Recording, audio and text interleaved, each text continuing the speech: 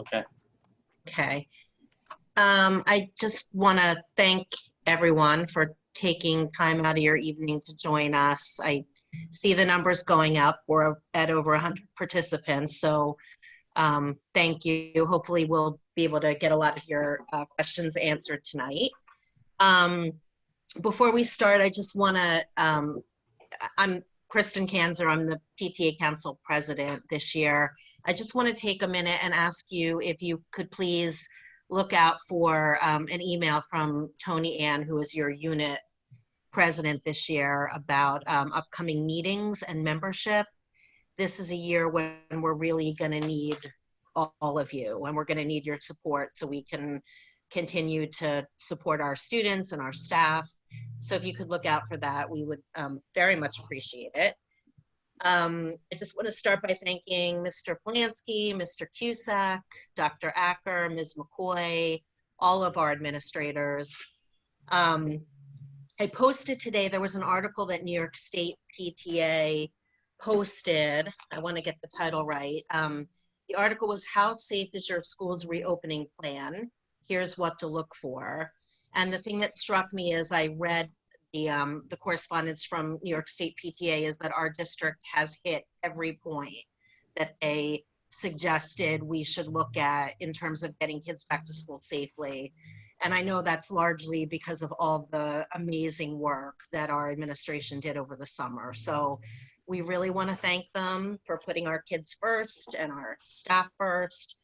And with that, I will throw it over to Mr. Polanski. I will just ask you, again, if you weren't on at the beginning, the most manageable way to do this, because we've done a bunch now, is to use the chat feature for you to ask your questions.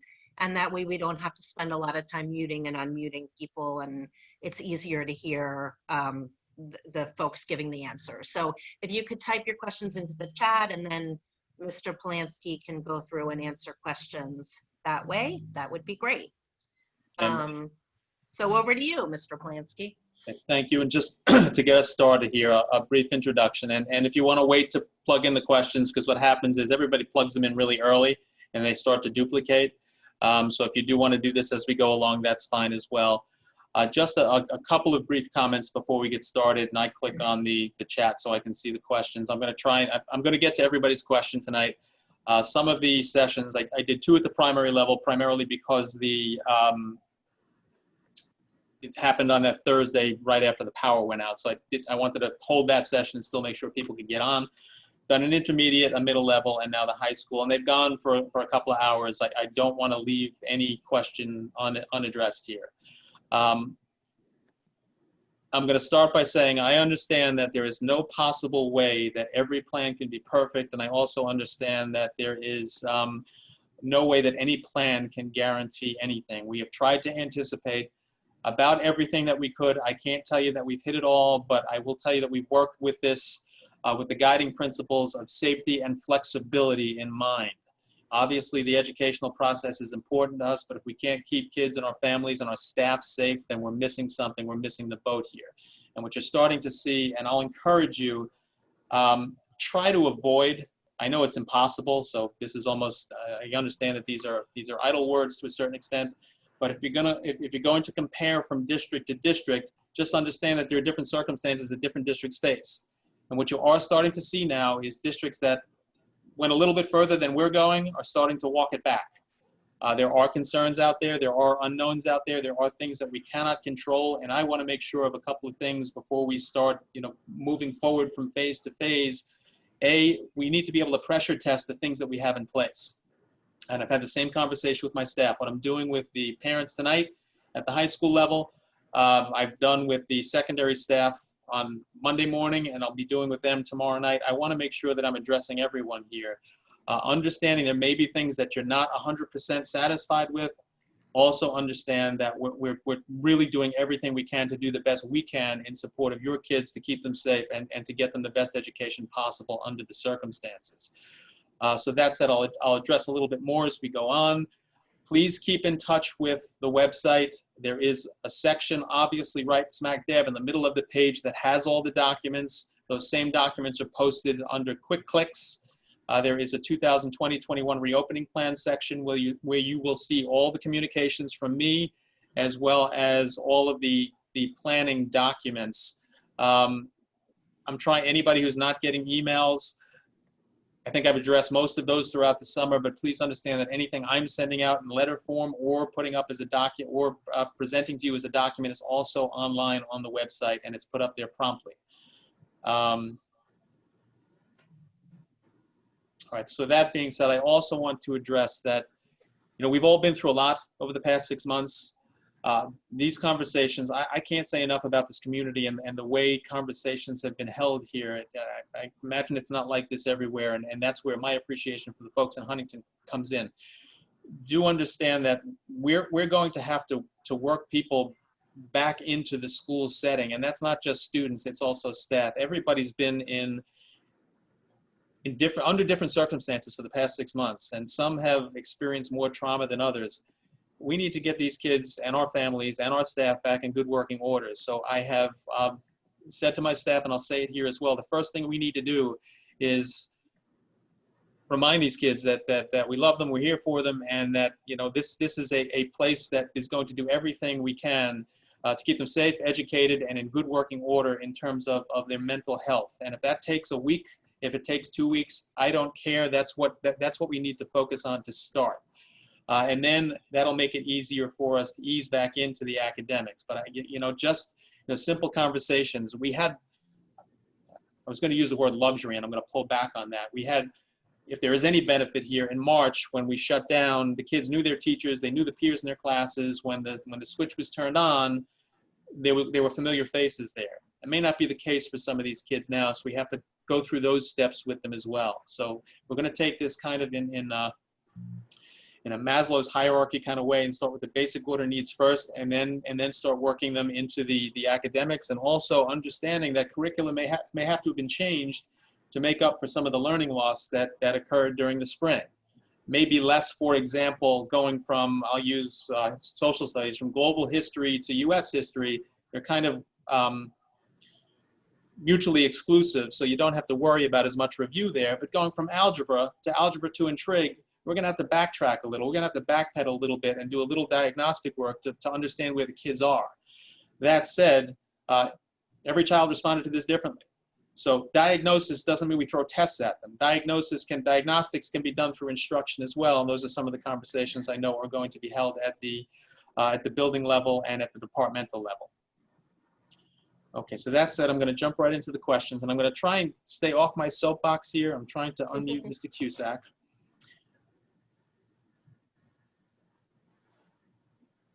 And it doesn't appear to be working.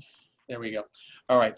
The other thing is, I have with me tonight, I think Mrs. Kanzer mentioned this before, I don't think Dr. Acker is here. I'm going to take one more look. So I've had Kathy Acker is my assistant superintendent on one side. She has been working, playing point for a lot of the non-instructional matters. And Beth McCoy, my assistant superintendent on the other side, curriculum instruction, has been working on more of the instructional side of things. So I will defer to them as needed. And I will also look to Mr. Cusack to fill in some blanks here as well and jump in when he sees it is appropriate to do so. Okay, so I'm going to start at the top here. All right, if sports resume, are last year's health forms acceptable still, or will there be new forms sent home? Will there be any after-school programs, and what will be the criteria for joining them? Good questions. All right, so a little bit about sports. Right now, sports are on hold until at least September 21st. So what they've done is they've delayed the fall season. The next step, and this is actually dictated by the New York State Public High School Athletic Association, translated down to Section 11, Suffolk County portion of the New York State Association. If it goes further than that, my guess is the next step will be to take all of the seasons, push them, I'm using my hands here as if you can see me, push them back into January, start all 3 seasons in a truncated manner in January. So as of now, the health forms that are on file should still be acceptable. I believe that is, I'm confusing immunizations and health forms right now, but I believe the health forms are fine until about mid-year, but I'm going to ask that you go to the plan. There is a section on extracurriculars, that's athletics and field trips. It is addressed there. I hope sports can resume. I'm watching what's taking place at the professional level. I'm also watching college conferences shut down. Now listen, it's upsetting because our way of life has been interrupted, and we are going to be at some point approaching that new normal. We're approaching it now. I just don't know how long it's going to take to get there. So I kept talking about the tunnel and the light at the end. Tunnel's a little bit longer than we thought it was going to be, but this will end, and what it looks like when it ends, there are going to be some things like anything else that has taken place like this, major events, there will be some differences at the end. So as far as extracurricular programs, we're going to talk about those at the building level. But primarily, we'd like to get the kids involved as much as possible in things that can run virtually. For the most part, we do want to clear the buildings at the end of the school day, primarily because we want to be able to clean and sanitize on a comprehensive basis between one day and the next. That's particularly important at the high school because you will be dealing with different cohorts. So we're trying to, and I know that may be one of the concerns out there about only X number of students in the building on a given day. But this is a very responsible way for us to start.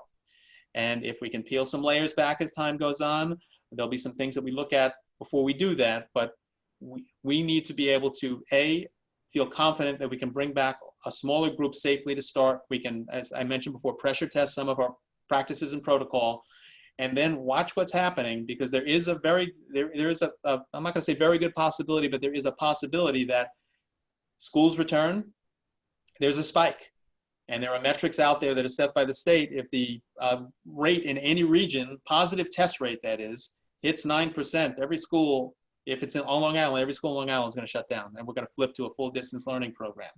We're also going to be looking at community-based metrics and other factors, which I'll get into when I get to some of those questions. But please do understand that our goal here is not, well, I'd love to just open the doors and resume what we knew was normal back in March. It is not the responsible way to go here. So with that said, we're going to try and get as much of those clubs and activities going virtually, and some may be delayed a little bit just based on the nature of them. So please wait for the communications from the high school on that. I don't know, Mr. Cusack, is there anything you want to add there? No, just advisors have been in touch with me periodically with ideas for socially distant ways to do things and virtual, and everyone is very much raring to go and wanting to re-engage with their clubs and their kids. So it's definitely something that's on the radar, and we want to make sure that we are giving kids that little extra, that's beyond the regular school day as much as we can. Thank you, Mr. Cusack. All right, thank you for the thanks. Will the teachers be keeping up with or utilizing the portal again this year? I felt a little disjointed without the portal for follow-ups on assignments. So I have spoken with a number of rising seniors and parents, and I know Mr. Cusack has received some feedback as well, as have other principals throughout the district. We are trying to standardize more so in the fall in terms of the platform that we use. So Google is going to be the staple. That doesn't mean that other things can't be used or might not be worked in there, but we want there to be a one-stop shop for parents in terms of accessing. Obviously, high school kids are a little bit more independent than kindergarten, first, second, et cetera. But if you're working through multiple children, to have one place to go under the majority of circumstances. And do understand that when we switch to virtual or remote in the distance in the spring, the schedule does not look like it. The schedule looks differently. It look differently then than it is going to look in the fall. This is going to look more like a regular school day. I'm sorry. Turn that down.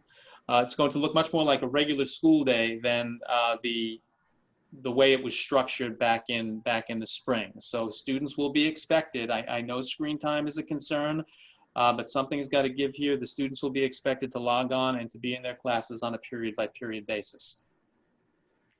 I just wanted to add that teachers will be logging grades into the eSchool parent portal, into eSchool, so parents will have access. I know that in the springtime, we did not use it, so I think that question might have been referring to that because we went to a different type of grading model.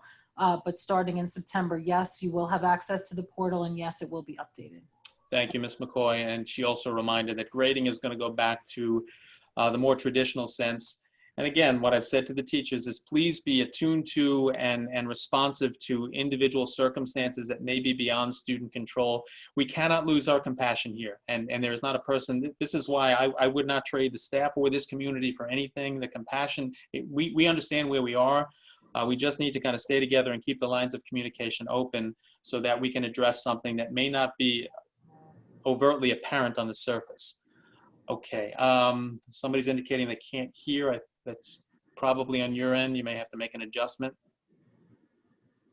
All right, would you please review the benchmarks for the progression of phases? Okay, I'll do this as best I can. I'm going to try and keep it concise, so don't hesitate to follow up.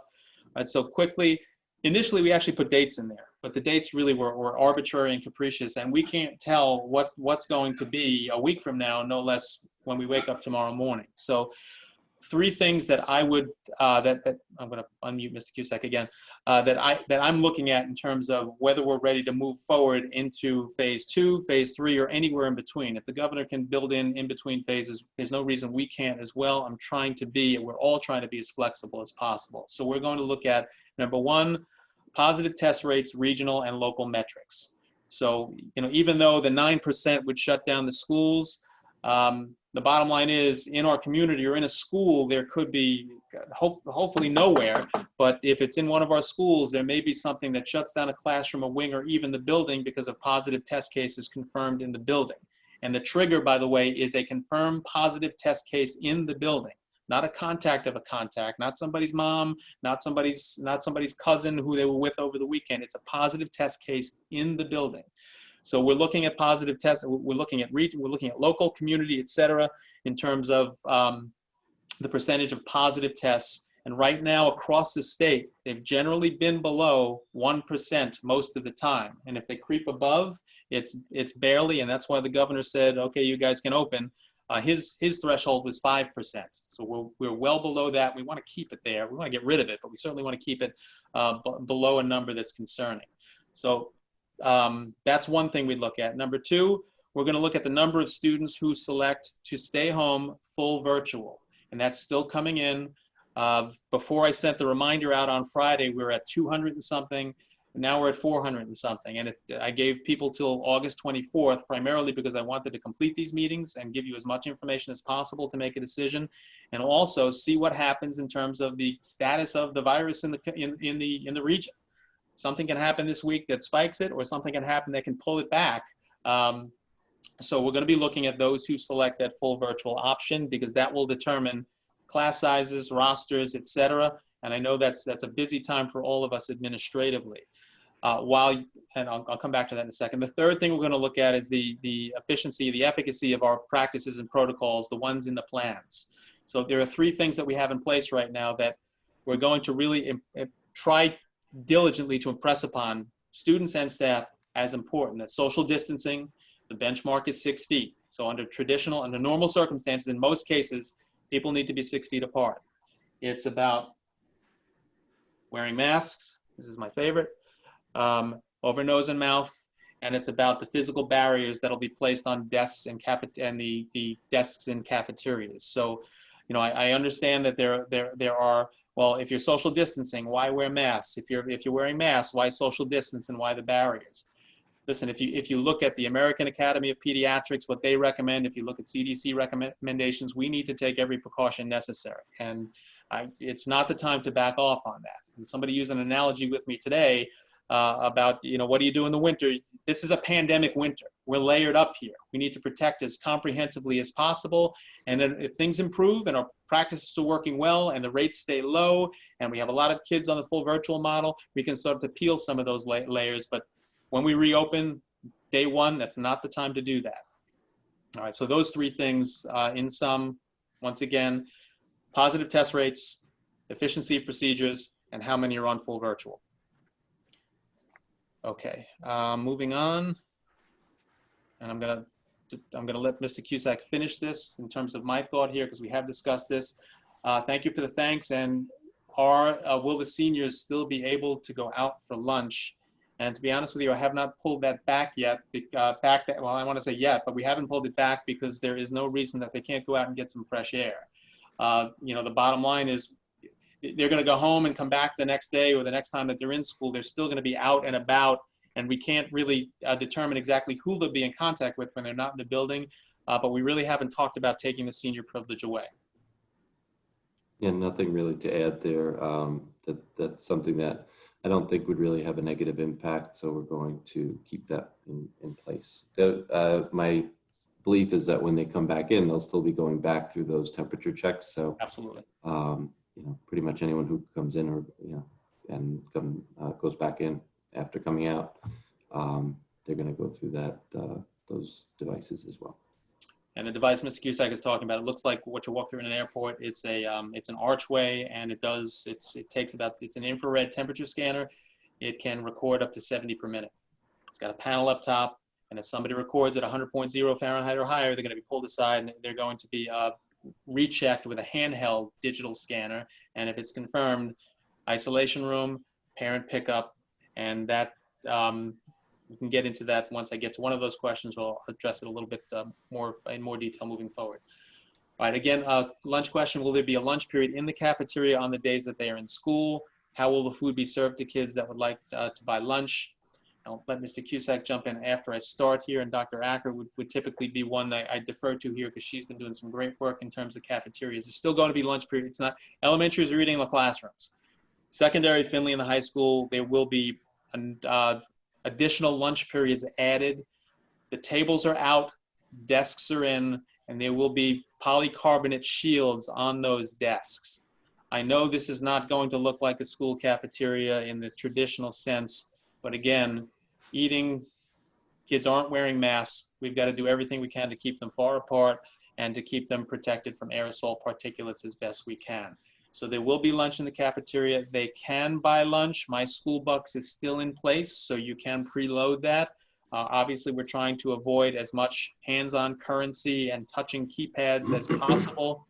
We're also looking into instituting a pre-ordering system. We hope to have that by end of September or into October, where you can do everything you can from home, and the kids come in and just get what they've ordered. The food is going to look a little different. The smorgasbord of options is going to be taken out. These are going to be prepackaged meals, and options will be much more limited than they would have been when you walk in and you see what you typically see in a school cafeteria. So please understand, they can still bring lunch if they want, but they need to expect when they walk into the cafeteria. This is addressed in the plan in the nutrition section, but just to kind of give you the sum there, prepackaged lunches, using my school bucks, less people in the cafeteria at the same time, social distancing at desks spread out with the physical barriers, and much more restriction in terms of movement.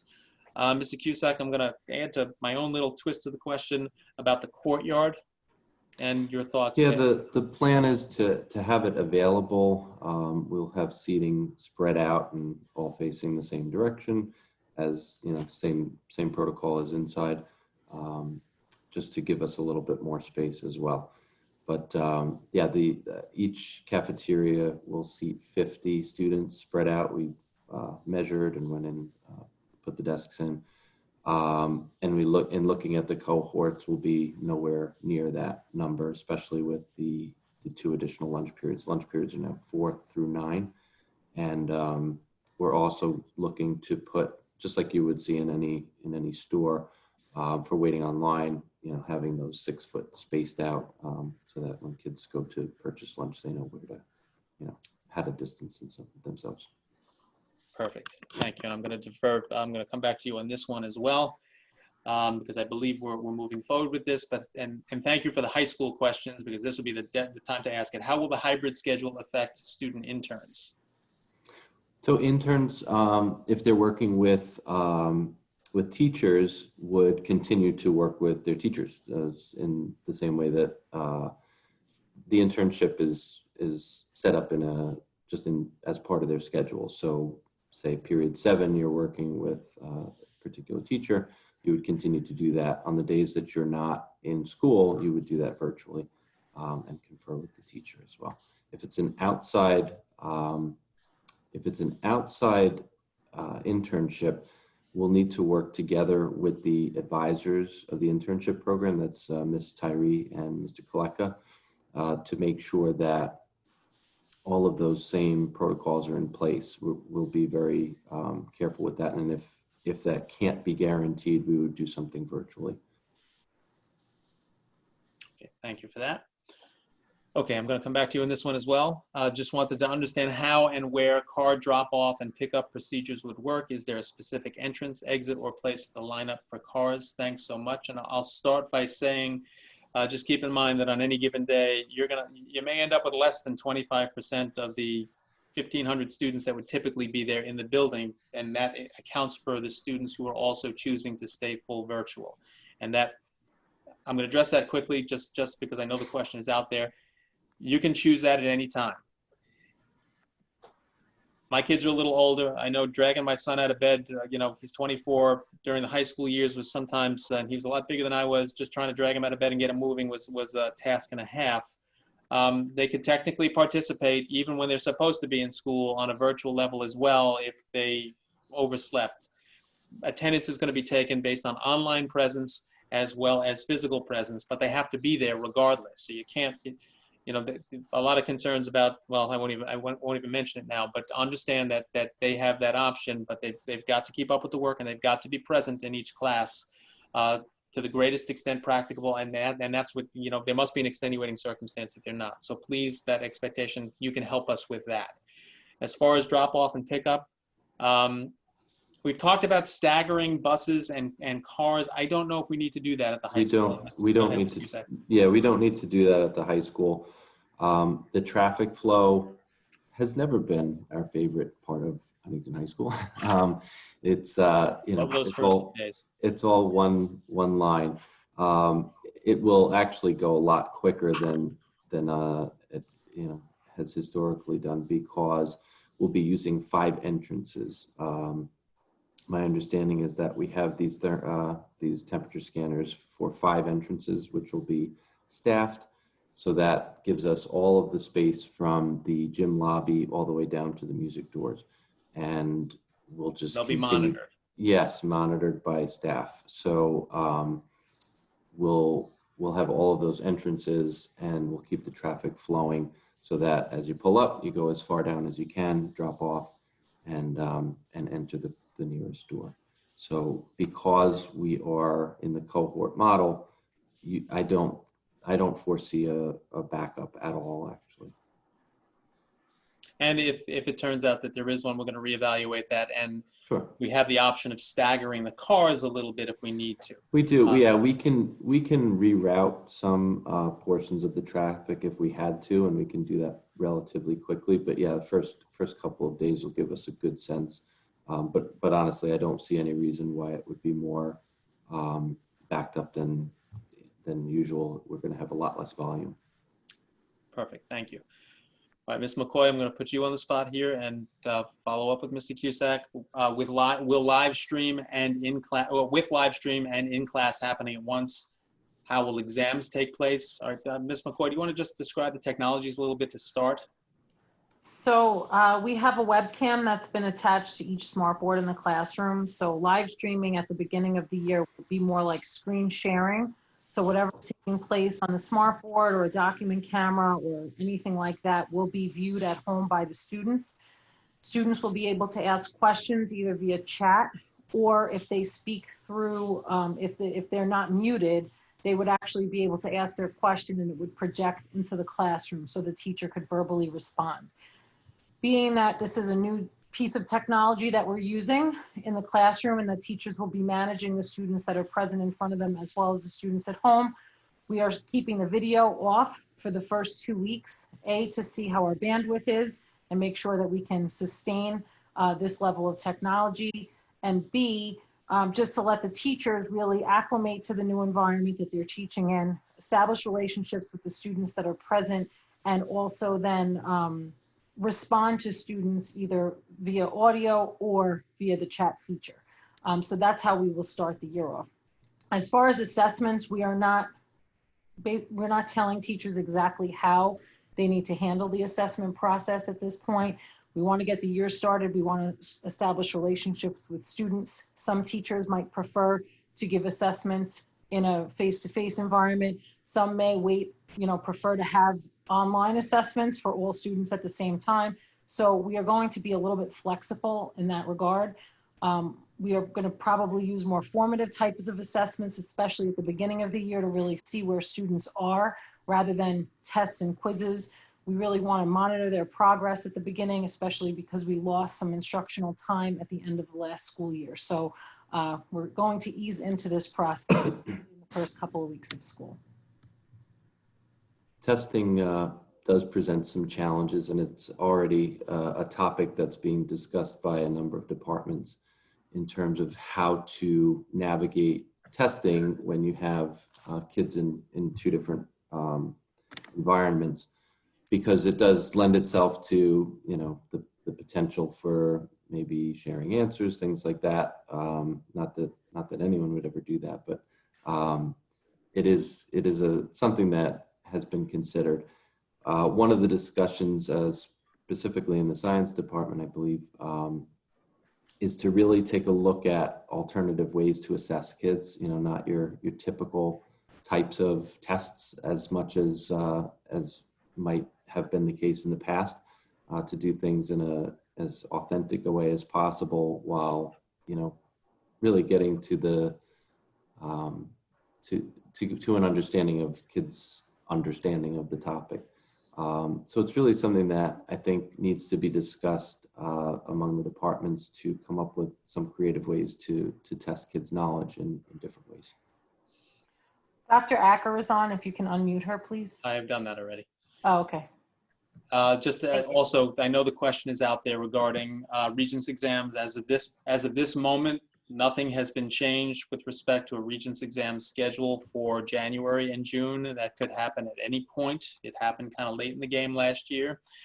So please understand that at this point, things are as they would typically be, but that could change if this is prolonged.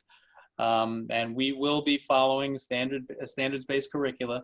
But again, first and foremost, we've got to get these kids back into good working order. I've got to get the staff back into good working order. This has been a long and in many cases traumatic time. People have been lost to this, and we really have to do our very best to make sure that the social and emotional well-being across the board is taken care of. Okay, so yes, mentioned Dr. Acker has joined us, and as I mentioned, she has been on the front line with respect to a lot of the facility-related items, so I'm going to be deferring to her as well. Okay, will the students be moving around from classes to classes? How will core classes versus electives be handled and grouped together? And I'll let Beth and Ms. McCoy and Mr. Cusack chime in here as well. But understand what we can accomplish at the secondary level is isolating students in one classroom. So there will be passing. There are going to be markings all over the place. There will be some lanes created. There may be some one-way situations created. We don't want kids to feel so constrained, but they need to understand that the health needs must come first, and we need to work with them to understand what, where, when, and how these things need to be accomplished, whether it be walking in a lane, whether it be social distancing, whether it be wearing a mask, etc. Yes, they are more responsible and more in tune with what needs to be done than elementary students, but that doesn't mean it's going to be walk in and everything's perfect type process. So as far as in the hallways, if you haven't seen it, and I'm not even suggesting you do, but that Georgia image has repeated itself over and over again with a building that was way too crowded, with kids that were not doing what they were supposed to be doing. Our cohorting is going to take care of a good deal of that to start. And that's why I just was not comfortable going any further than this to begin with. And again, the phase-in process is more responsible than seemingly starting with a group and having to pull back on it if it's not working. I don't know, Mr. Cusack, you want to talk any more about the hallway setup? Sure. Well, I think part of the question had to do with core classes versus electives, correct? Correct. So the first part was about passing, moving around from class to classes. The other is core and electives grouped together. Right. So, I think you covered everything as far as passing, from one class to another. One of the pieces of this plan that was really important, I think, to many of us, was to make sure that kids were not missing out on credits and on experiences that they that they enjoy and that they have interest in. I know some plans, and again, not to compare, but in some cases, one model that you could go with was, like a block schedule where you cut out certain things. And to me, that was not the way to go, because we want to make sure that kids, that they have their programs intact. So there really is no differentiation between the core classes and the elective classes. Kids will be following their regular schedule, which means that they will be, getting all the credits that they can amass, and they're participating in all the things that they enjoy, and all of their core classes as well. So that also permits us, if we get to a point where we can start to phase in additional cohorts, or, God willing, we get to a place where we can have everybody back, that transition to the regular program becomes a lot easier, because now you have the students, their schedules are intact, nothing's changed, and we would be able to transition into that, full in-person model. One of the goals of the plan was also that if we had to go full virtual at any point, students would continue to be enrolled in the same classes at the same, their schedule would stay the same throughout the day, even if we went to a full virtual model. We would adjust the time for the start day if all schools closed, but we really wanted to make sure that whether it was hybrid, full in-person, or full virtual, that students would be able to complete their courses throughout the school year. Thank you. I'm just going to take a break for 1 second. Ileana, I'm looking right at you. Just want to make sure that you're in good working order. Thank you. She's doing our translating this evening. Thank you so much. Okay, next question regarding indoor aerobic exercise. A mask is not required. Students asked to be 12 feet apart. This clearly exposes students and staff. Why can't we eliminate indoor aerobics altogether?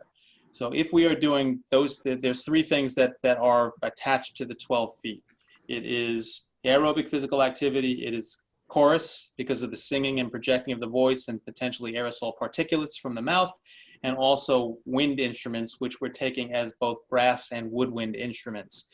And the reason for the 12 feet is they're not wearing masks, or potentially not wearing masks. Obviously, if you're playing an instrument, you're not wearing a mask. Not that one anyway, not that instrument.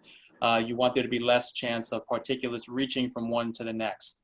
If at this point there are aerobic activities being practiced, they will probably be done either in a broad space gym or outside outside in the on a field. And my recommendation, and I think what we'll be able to accomplish, is going beyond 12 feet.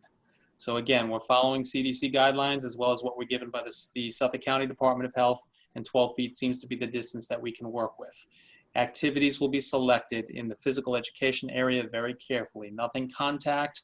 Aerobic could be yoga. It's not the most physically aerobic, but it's still an aerobic activity. So we've got to look carefully at what we're doing, and also make sure that 12 feet is the bare minimum, and we should exceed it as often as we can. All right, next, what is the status of vocational classes? They are in place. I've been in ongoing contact with Western Suffolk BOCES, so our BOCES programs are running. Kids will be able to attend as typical. They have their own separate plan put together, but a lot of the premises there, you'll see are either, I'm going to say they're close to ours. I can't speak to every detail, but that might be a plan you'd like to look at as well if your student attends one of the Wilson Tech or other BOCES CTE tech programs, vocational programs. Can I just jump in with that? Absolutely. For the kids who go to a half-day tech program, Western Suffolk BOCES is operating 5 days in person.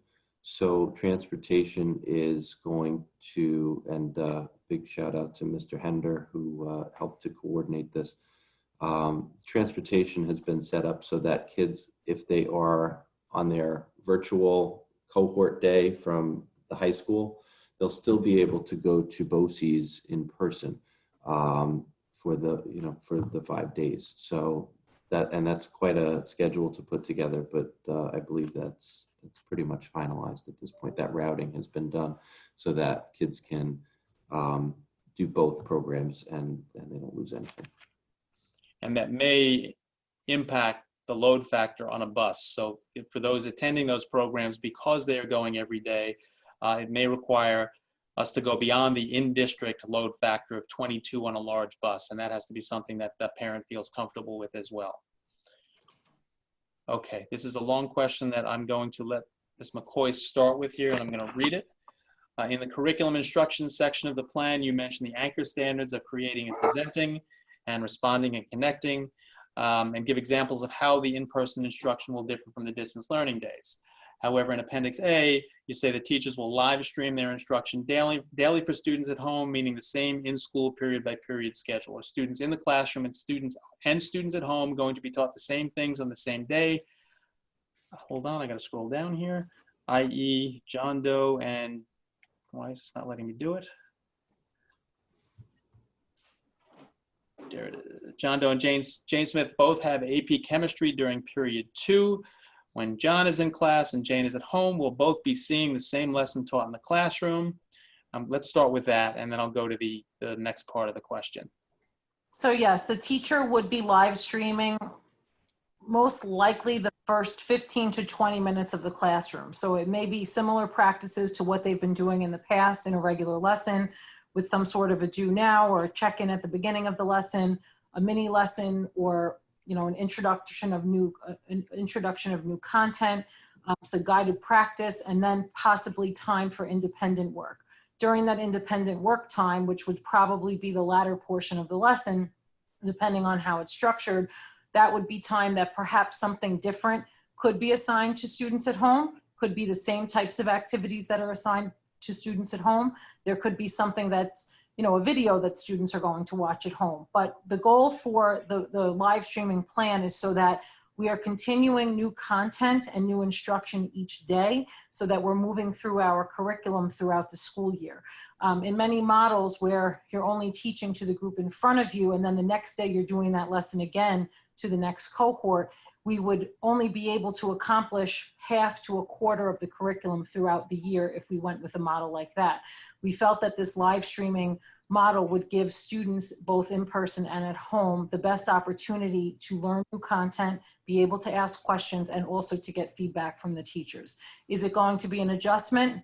Yes, and we know our staff is capable, and we are providing them with the resources and the training and support that we believe that they need, and we will be here to support them through the process if they need more after we begin the year. Okay, thank you. So it's not necessarily a contradiction. I understand that it was addressing it from two different angles.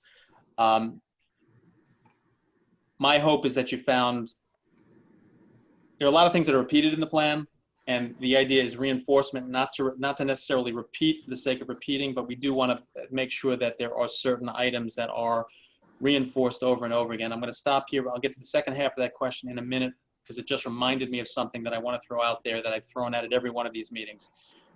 Extraordinarily important. Your child gets up in the morning, they're not feeling great, you're not sure what it is, little sore throat, little backache, whatever the case may be, the default setting here, and I know it's probably less of a problem for high school parents than for elementary parents, but you need to keep your children home. They should not board the bus. They should not be brought to school. They should not walk to school. This is the only way we're going to get through this. If they're not feeling well, there's going to be a couple of steps that have to be taken that I can get to if the question comes up, or I'll address it anyway toward the end. But please make sure that your default setting, if your son, daughter does not feel well, or students, if you don't feel well, you need to stay home. And there's nothing that we can do other than continue to reinforce that. We will have a questionnaire in place that has to be completed every morning. It'll be done on an app that we are setting up right now that feeds into our student management system. But this is not something you want to mess around with. If there is any feeling of sickness, even if you're not sure, do the smart thing, do the right thing, stay home. You can participate and be present attendance-wise from home on the remote platform. Okay. So let me get to the second part of this, and forgive me, I have to play with it a little bit so I can see the whole thing. All right, the second part of the question in the social and emotional well-being section, and Ms. McCoy, I'm going to ask you to start with this. There is a section related to professional development for staff. However, there is nothing in the plan that addresses professional development for the staff related to distance learning. Will the teachers receive any professional development related to online teaching? So the answer is absolutely yes. If you didn't find that addressed as heavily in the plan as you would have liked, my apologies for that. But it is there. And before I let Beth take this away, please know that, and reminder that we have restructured the year, which won't impact you or students, you as parents or students very much. School start a day later. What we have done is we've taken the November conference day and just made it a day off for everyone. That's not a day we want kids in the building anyway, or staff for that matter. So there's it's an election year that may draw if it's not all absentee balloted. But the bottom line is we now have 3 days at the beginning of the year for staff to come in, uninterrupted work days, Thursday, Friday, and Tuesday, and kids would start on Wednesday. I'll let Beth pick that up and also speak to what's happening this summer. So in the spring when we closed, we actually offered professional development on a daily basis at various times during the day to support teachers with the transition to virtual learning. So we did, and that's in addition to the professional development that we've been providing for several years with, related to technology. As far as this summer goes, we are having a required professional development session to support teachers in setting up their Google Classrooms, linking them to the Clever app where students will log in to access all of their Google Classroom codes, as well as ensuring that their webcams are working and all of those types of things. We're sending out a needs assessment probably the week before the week before September begins, to gather more information from staff about what might be needed as September rolls around, so we can establish additional professional development in specific technology software applications that they may want to use. Many of these we were offering all spring, but we want to get additional feedback as to what they still need, such as Kami, Kahoot, Screencastify, Nearpod, all of those different resources that we offer to our staff. We're also providing professional development on mental health, as I believe the question mentioned. We are starting with some optional professional development tomorrow. We're also having a consultant come in 2 weeks that will provide a 2-part series to any staff that is interested in participating, really on how to support instruction with students who may have been impacted by a traumatic situation, which could be something unrelated to COVID or could be related to COVID. We're also providing teachers with an opportunity to work through instructional best practices in a hybrid model, which came from our subcommittee discussions this summer. It's requested that teachers were given an opportunity to really meet with one another to talk about their best practices with this new instructional model. So we do have 3 professional development days, some of which will really allow teachers to work with one another. We also have several required professional development sessions to support them with the social emotional learning and the distance learning. Thank you. Okay, next question. Your presentation of the reopening plan showed that there were 1,692 survey responses. What percentage of the students is that? That's about 40%, and that's district-wide. Do the responses fairly represent the diversity in our district? So I think that they weren't equally distributed. Fair representation from all demographics, but certainly not equally distributed. The second survey, that presentation was made before we put the second survey together that asked about the learning models. And at the end of the day, we got even more responses to that, and that was much better distributed across the socioeconomics and demographics in the community. And I will tell you that those selecting full virtual at this point are fully representative of our school district community from top to bottom, because I think people do want to have their say in what they feel comfortable with for their children, for their families. Some of them, there may be underlying medical conditions or risk factors in the home. Others, it just may be a matter of comfort, and I think it's the responsible thing to do for us to give you that choice. And that, again, that window will remain open until August 24th. At that point, we need the information to plan, to make sure that our class rosters and our schedules are set. I'll also tell you that there may be tweaks to the plan, and I will highlight them. I'm not talking about anything being changed markedly, but a couple of things I've added to the FAQ documents since they were first posted, and I am labeling them, I'm highlighting them with a yellow highlighter type marker in the PDF document, and also marking the date at which they were, during which they were added. So you don't have to scroll through the whole document and try and pick out what you saw, what you didn't see. So If any major changes are made, I will certainly keep you posted throughout the school year for that matter. Okay, moving on. All right, first and foremost, thank you, and I appreciate the thanks. If I send my child to the in-person phase 1 plan, but now my child or I start to feel uncomfortable, can we switch to full distance learning at any point?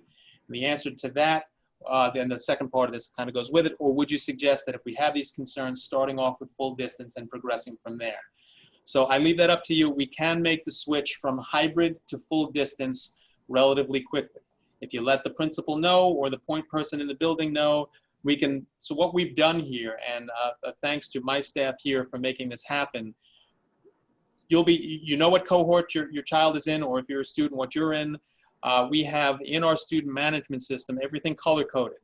So the 4 cohorts are color-coded. There is a 5th that identifies a student as fully remote. So we actually have to change the cohort in our student management system. We ask that if you do decide to do that, to please make the contact so we can make the formal change. So if you want to start out in hybrid and then make the change after the fact, that's fine.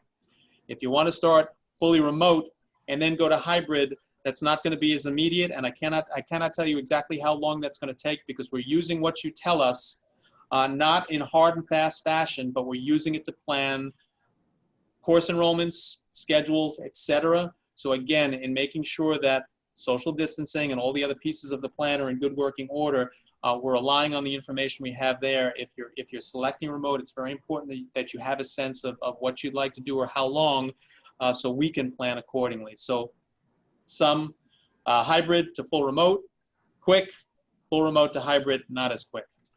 Mr. Polanski, at the high school, we're looking very carefully at every section, every room, and putting that all together. So just to highlight again what you just said, if we're expecting that someone's going to be home and participating, remotely, and then that changes, it could in fact change where we have to have that class if it goes above the capacity for that particular room. So those are some of the other additional things that could lead to a delay in making change back. And it also impacts transportation as well. So if we have a bus loaded to the appropriate level, appropriate capacity, 2 students want to return, that whole routing system needs to be reevaluated, so it would not be an overnight fix. Okay. Ms. McCoy, I'm going to bring you in on this one. And the question is, what specific things are planned to address SEL in the beginning of the year, and what can we expect? And if you do look at that section, there is a reason that I pushed it up toward the beginning of the plan, because I do want you to understand how important this is to us. It describes a multi-tiered support system, which has got multi-tiers being one, a tier 1, which is something we will do for all children, a tier 2, which is more targeted for groups of students, and a tier 3 is a more individualized intervention when it's required. So there are diagnostics that we're going to have to engage in, and we're going to talk very carefully and at length with student support staff, our teachers, in terms of recognizing signs, warning signs, signs of trouble that we need to address in a different type of manner. But Ms. McCoy, I'm going to let you start with some specific items there. So we have a universal screener that we plan on using to assess where all of our students are with relation to what they've experienced in the past 6 months or so. That'll give us some information as to what students we need to follow up on, what students may just need some conversations with some support staff, or if there are students that really would prefer to just engage with their teacher or with someone else that they're comfortable with in the building. At the K through 6 level, we adopted a program 2 years ago called Sanford Harmony, which really supports students in the area of SEL. And there are lessons each week to get students to talk and dialogue about things that they've experienced in their life related to a variety of topics, whether it's bullying or experiences that they're going through at home or peer pressure or different types of things. So teachers will continue to utilize that program K through 6. At the middle level, we are looking to continue the rollout of Restorative Circles. Ms. Rothel is working with a group of teachers to train the entire building, and that actually will also, hopefully by mid-year, be brought down to Jack Abrams STEM teachers as well as Woodhull.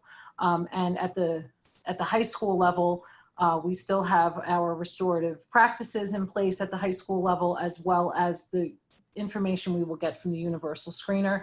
We've also talked to our staff in all of the staff meetings and subcommittee meetings to let teachers know that the first however many weeks it takes, our goal is to establish relationships with students and to find out where they've been, what's been happening with them, what their needs are, how things are going at home, whether they're in the virtual environment or whether they're in the hybrid model. So we really have, as Mr. Polanski said at the beginning of the meeting, told teachers that we really want this to be the focus for the first few weeks of school so we can really inventory where our kids are and how they're doing.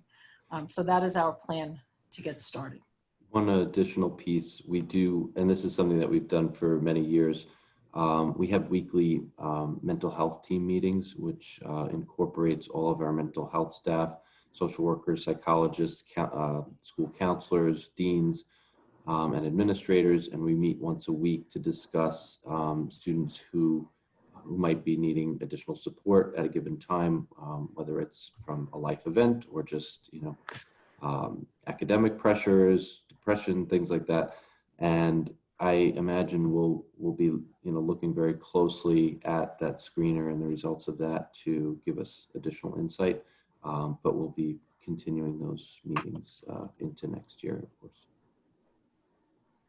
I'll finish that by just reminding everybody on the platform tonight that this is a homeschool partnership. So if you see something at home in your child, we may not see it. So to keep that line of communication open and just give us a sense of what you're seeing and it'll give us a sense of how we can help. So this is not going to be perfect, and this is not going to be an easy situation for the kids, for the staff, et cetera. But I think working together, we can come up with some positives here that we may not be able to come up with on a solo basis. Okay. Maybe a premature question. When are schedules coming out? Actually, it's not premature, and I'm trying not to confuse secondary and elementary, but Mr. Cusack, August 21st, that's Friday? The 21st, they'll be available on the portal, and then the detailed letter that's coming from Ms. Alamia and myself will give details as far as how to make any changes that you might need, because the conflict week that we usually engage in, we can't do that in person, of course, so. There's email and phone and ways to make changes to schedules if needed. They'll be on the portal. And you mentioned having the cohorts color coded. I don't know if by Friday, if that will be visible for parents or not. They're working on that. So it will be eventually, but I don't know if it'll hit that Friday mark, just so that you're aware. But and I'm going to address it with the next question as well, but your cohort based on Appendix A in the plan, so it does outline by alpha last name, and some adjustments have been made just based on keeping members of the same household together, but that is for the most part hard and true, so you can look at that to determine which cohort you're in, 1, 2, 3, or 4. There's and I'm sorry, and an additional letter will be coming for me in the upcoming week or so that should have that detailed cohort information outlined per student as well. I know that Ms. Alamia, Jeanette Alamia, is our guidance director. She just finalized the letter. I just received a copy of that. I believe that's being emailed home this evening, the letter that Mr. Cusack just described about changes to schedules. So that should be on its way. I just wanted to mention that the counselors will be back on Wednesday, August 26th. We wanted to give parents and families an opportunity to look at the schedule together. So you'll have from Friday until Wednesday, and that would be the time that you would start to contact the counselors to request any changes or modifications. Okay, thank you both. All right, the next question I was referring to, can you clarify the number of days in school versus remote for phase 1? Did our best to make this plan as user-friendly as possible. This is all built into Appendix A. So the way it works, every child will be assigned a cohort.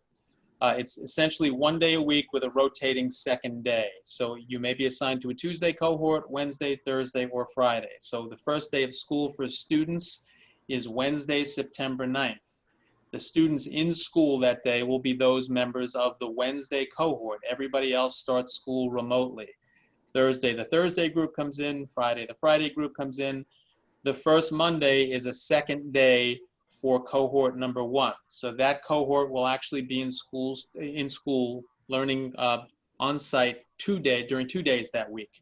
The next Monday will go to cohort 2. The next Monday will go to cohort 3, or at least until we shift into phase 2. This person's asking about phase 1. We're going to have to reinforce that. I know multiple communications are going to come from the high school and middle school to clarify that, but everybody's assigned a day of the week, and a rotating Monday is built into the schedule. Why did we pick Mondays? Very simply, I turn and I look at my calendar and I notice that the first 2 months of the year, there are 3 holidays that fall on Mondays, so we did not want, and not on any other days, so we did not want any Monday cohort being shortchanged. So that is the rotating day. I hope that answers the question. I can just share that Tuesday is last names A through D. Wednesday is E through K. Thursday is L through RET. And Friday is REY through Z. Okay, and the same thing I've shared with the other parents. These are not movable cohorts to keep with friends, etc. It becomes unmanageable. You are where you are, and please understand why. Again, a question about when students will receive the schedule. It's Friday.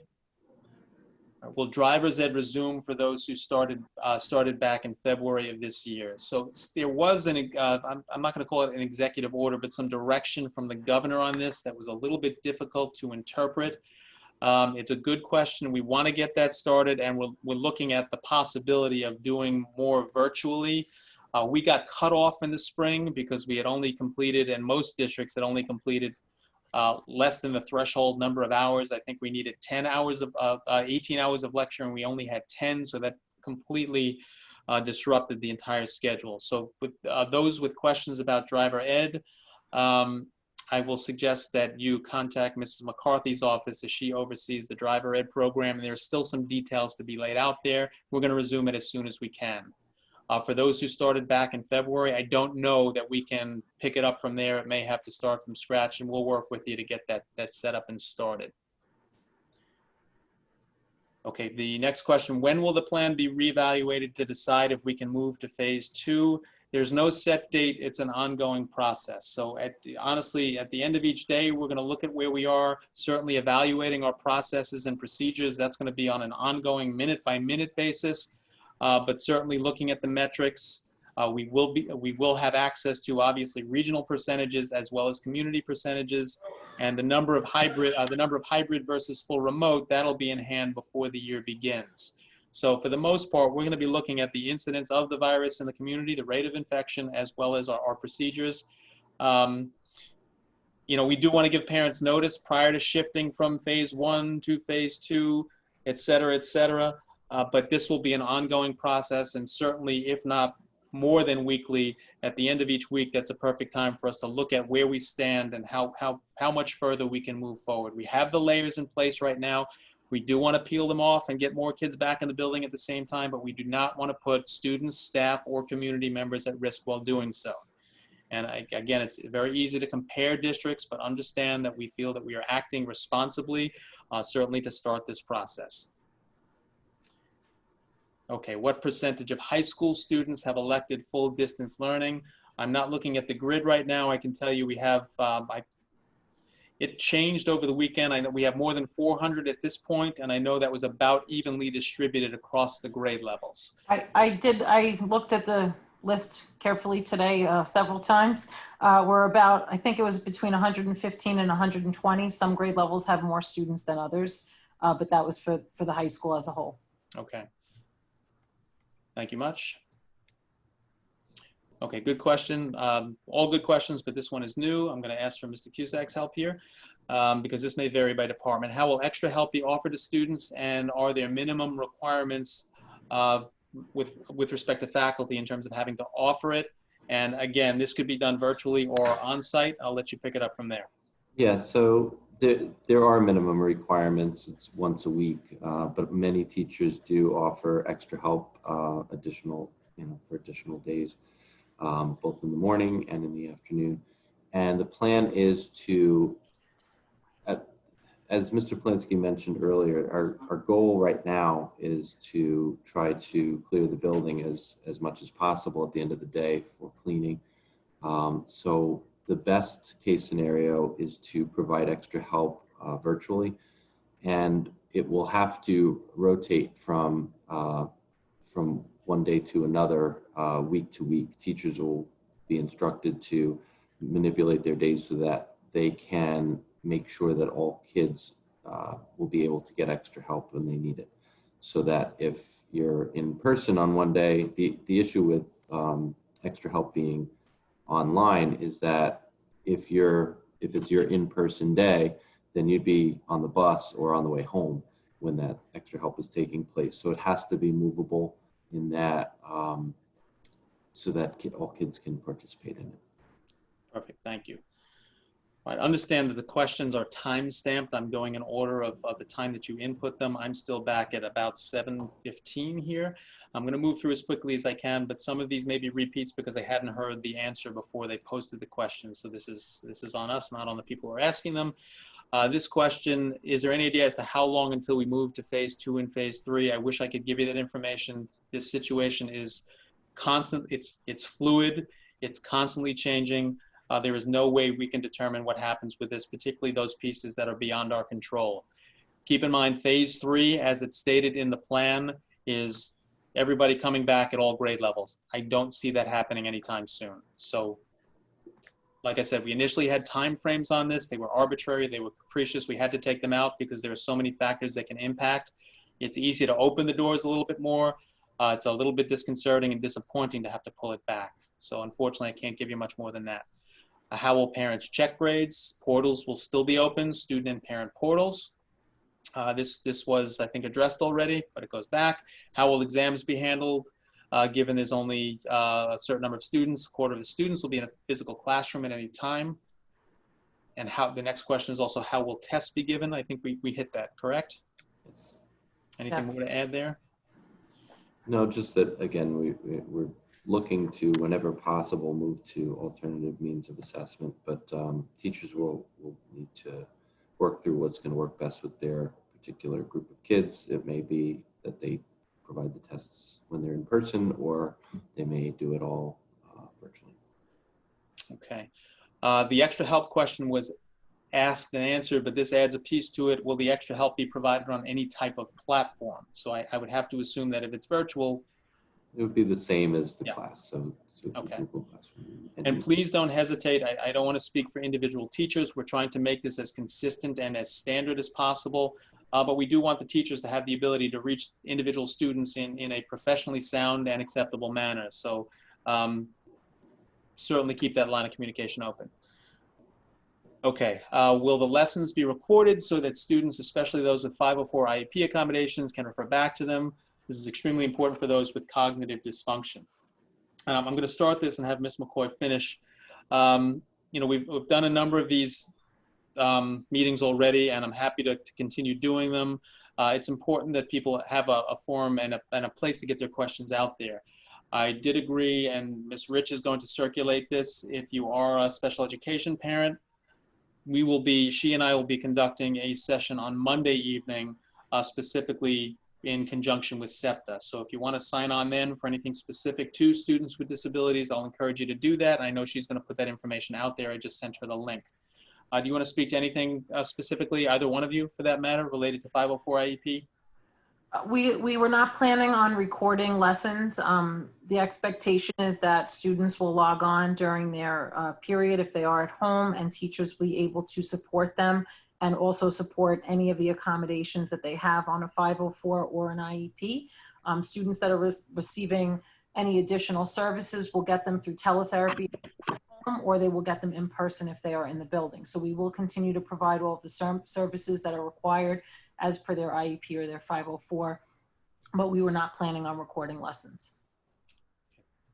Thank you. And it's just a matter of how much we can work into a standard school day. All right, the next one, it's not a question, it's a comment. You are definitely fading in and out. It has been one long day since March 13th, so if that's what you're referring to, I agree wholeheartedly. Does my sound okay? I hear you loud and clear. Okay, so that may be on that person's end. Fading in and out, though, that's not unusual at this point. I do apologize for that if you're experiencing it. All right, this is a question I've heard before. Will teachers, staff, students be tested before school starts? And the answer to that, and I've had this conversation with the County Department of Health, schools are not doing random or asymptomatic testing in mass. What I have done, and this really hasn't come up, we've been kind of focused on the instructional end. But a couple of things I'll bring up here. First of all, I have been in contact with Huntington Hospital, and since then, Northwell. We are trying to establish a connection so that if I have a staff member in need of a test because of a symptom, even a mild symptom, I can get them to that testing site and get that test that is that provides a response within 24 hours or at most 48 hours. Some of the testing sites now that are free, it takes 7 to 10 days to get the result back, and that's not exactly productive in our situation, especially when we're dealing with a teacher who's working with children. So that's a piece of this. Let me just speak to, and this is not the question, but let me just speak to what happens if there is a student with symptoms in the building. All right, first of all, that student would be sent immediately down to the nurse. Our nurses are going to be prepared with special PPE, personal protective equipment, and they will address the matter. In all likelihood, that student will be sent home and cannot return unless there is a note from a healthcare provider indicating it's something other than COVID, or a negative test result. So there's going to be some stringent return to work, return to school protocol in place for both students and staff. Next question. If a student or staff member tests positive, I don't see the question yet, but it's a valid question and I want everybody to hear it at the same time here. If somebody in Mr. Cusack's class tests positive, immediate response, unless there's some extraordinary circumstance, which I can't even think of right now, that entire class will be told, you're home until further notice. Call goes from me or from the point of contact in the building to the county health department. You will likely receive, as per the county health department, a call from them saying you must quarantine for 14 days. You're not symptomatic, but you're around somebody who was in the building and tested positive. That applies to the teacher as well. We will have to engage in immediate contact tracing. And there is a separate document on the website now that deals with contact with testing, screening, testing, and contact tracing. 14-day quarantine period is something that is critical, and it's something that it's really non-negotiable. It would only impact the children in school or in that area or possibly in the school on a given day. If somebody in X area of the building did not come into contact with other areas, that's on the county health department in conjunction with us to actually determine that via contact tracing. But there will at least be a group that is not permitted back for 14 days. We clean, we sanitize, we disinfect. It should not impact, if that happens on a Tuesday, it should not impact the Wednesday, Thursday, or Friday cohorts. That's part of the reason for the cohorting process. So I did want to throw that out there, and it does connect to the testing. So the testing would be triggered by symptoms, not just random asymptomatic testing. We can't do it in the building. The only way for schools to be eligible to do that is to apply and be approved as a limited service laboratory, and we are not a facility that is prepared to do that. Okay. All right, the next question, 400 in the high school, fully virtual, or the whole district? Right now, it's more than 400. I say we're at about 10% district-wide. That may increase between now and August 24th. Ms. McCoy, did you look at the total number this afternoon at any point? Yes, when we removed some duplicates, and there were a couple of people who might have put it in when it first came out on July 31st, and then when you sent the email, they put it in again. So we removed several duplicates today. We were around, I think, 405 when we removed. Okay, so 400 is about right. And that's actually pre-K through 12. Okay. This one was addressed, but probably this was asked before then. As the number of full virtual students increase, can the children who wish to attend in person increase their time in the building? And that is one of the factors that we will, in fact, be looking at. And that's why we are asking for, if you want the virtual, you need to give us a time frame so that we can plan accordingly and possibly move to either phase 2 or between phase 1 and phase 2. We have to be able to do it responsibly. Okay, this, I know I answered this already, and I just want to make sure that this person knows that I've acknowledged. This has to do with switching from hybrid to 100% virtual, and that is a quick flip. If the child does not feel comfortable or would be happier that way. Okay, Dr. Acker, you've been Nominated. kind of let off the hook here until now. I want you to go through the ventilation process. The question is, will you open windows? How are you improving ventilation in the high school? This is something that has been a tremendous target of attention here, and I'm going to have Dr. Acker describe our process and what's in place. Okay, so what's in place is that people don't realize that even if there's not a window in a room, that we have univents circulating fresh air in at all times. Every single space throughout the district has been tested to ensure there is a proper amount of fresh air per person in every room. All of our rooms have passed. If they did not pass, it's the law to shut that room down. And so every single space that's being utilized has the proper ventilation. With regard to windows, so though you think opening windows brings in fresh air, it really, at this time of year, if you open a window, could bring in, some, pollen, some allergy things, whereas our univents are going to be fit with HEPA filters that filter the fresh air that's being brought into the classroom, so that that air is like free of, pollen and other items that could, cause reaction to students. So all of our univents are going to be equipped with HEPA filters that will be changed out every 30 days. And if a classroom has a window unit air conditioner, those air conditioners cannot be fitted with HEPA filters, so we are fitting them with air scrubbers that will also have the HEPA filters in them. So as the air conditioner is bringing in outside air, it's being filtered through the air scrubbers. With regard to fans, they are not recommended by the CDC, because when you have a fan on, if somebody sneezes, it only accelerates the propulsion of the the particles in the air. I lose the word. I've done this so many times, I'm tripping on my words. So anyway, it actually aims directly at people instead of, and accelerates and widens the distribution of those particulates. So fans are not recommended, but there are no spaces district-wide that have a ventilation, air circulation, fresh air concern at the current time. So just to supplement that, anything that blows air further inside into the building, an air conditioner or a fan, is actually contributing to the problem and not the solution. They have to be in some places. I know that there are 504 and IEP accommodations that need to be met, and that's why the air scrubbers and the filters with as high a MERV rating as possible, which means they're going to catch as much as they possibly can, they have to be in place. But do understand, I know one of the concerns that my staff has, particularly in September when it's hot, well, if the fans and the air conditioners aren't there working to cool us off, well, we're in a catch-22 situation here. What we don't want to do is start putting things in place that blow these potentially infectious particulates further into the building. So, and I think you can see this on just about any CDC type or any other collection of information online regarding fans and air conditioners.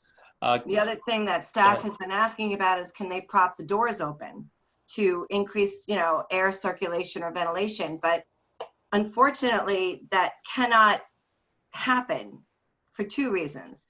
One, the doors are fire rated, so they are required to be closed at all times, because as you know, if a fire breaks out, air only accelerates, the flame. So our fire rated doors keep the classroom safe. And the other reason is, for years, we have been working on safety and security, and locked doors, classroom doors, is a requirement to ensure that students are safe in the case that anything happens where there's an intruder in the building. So, I know a lot of people want to prop doors open now to get, to feel cooler, but we have the fire safety as well as the security safety that we cannot allow for that to happen. All right, so I think the end result here is we've got to work creatively to find a balance so that we are addressing the aerosol particulate issue, as well as addressing the potential for high temperatures outside coming inside during September, even into early October. So, we're going to continue to look at this, but please understand the limitations that we have, and I think that's what Dr. Acker was getting at. Okay, another question about, did you mention the 15 cubic feet per minute? No, no, a fresh air that we can measure. Okay.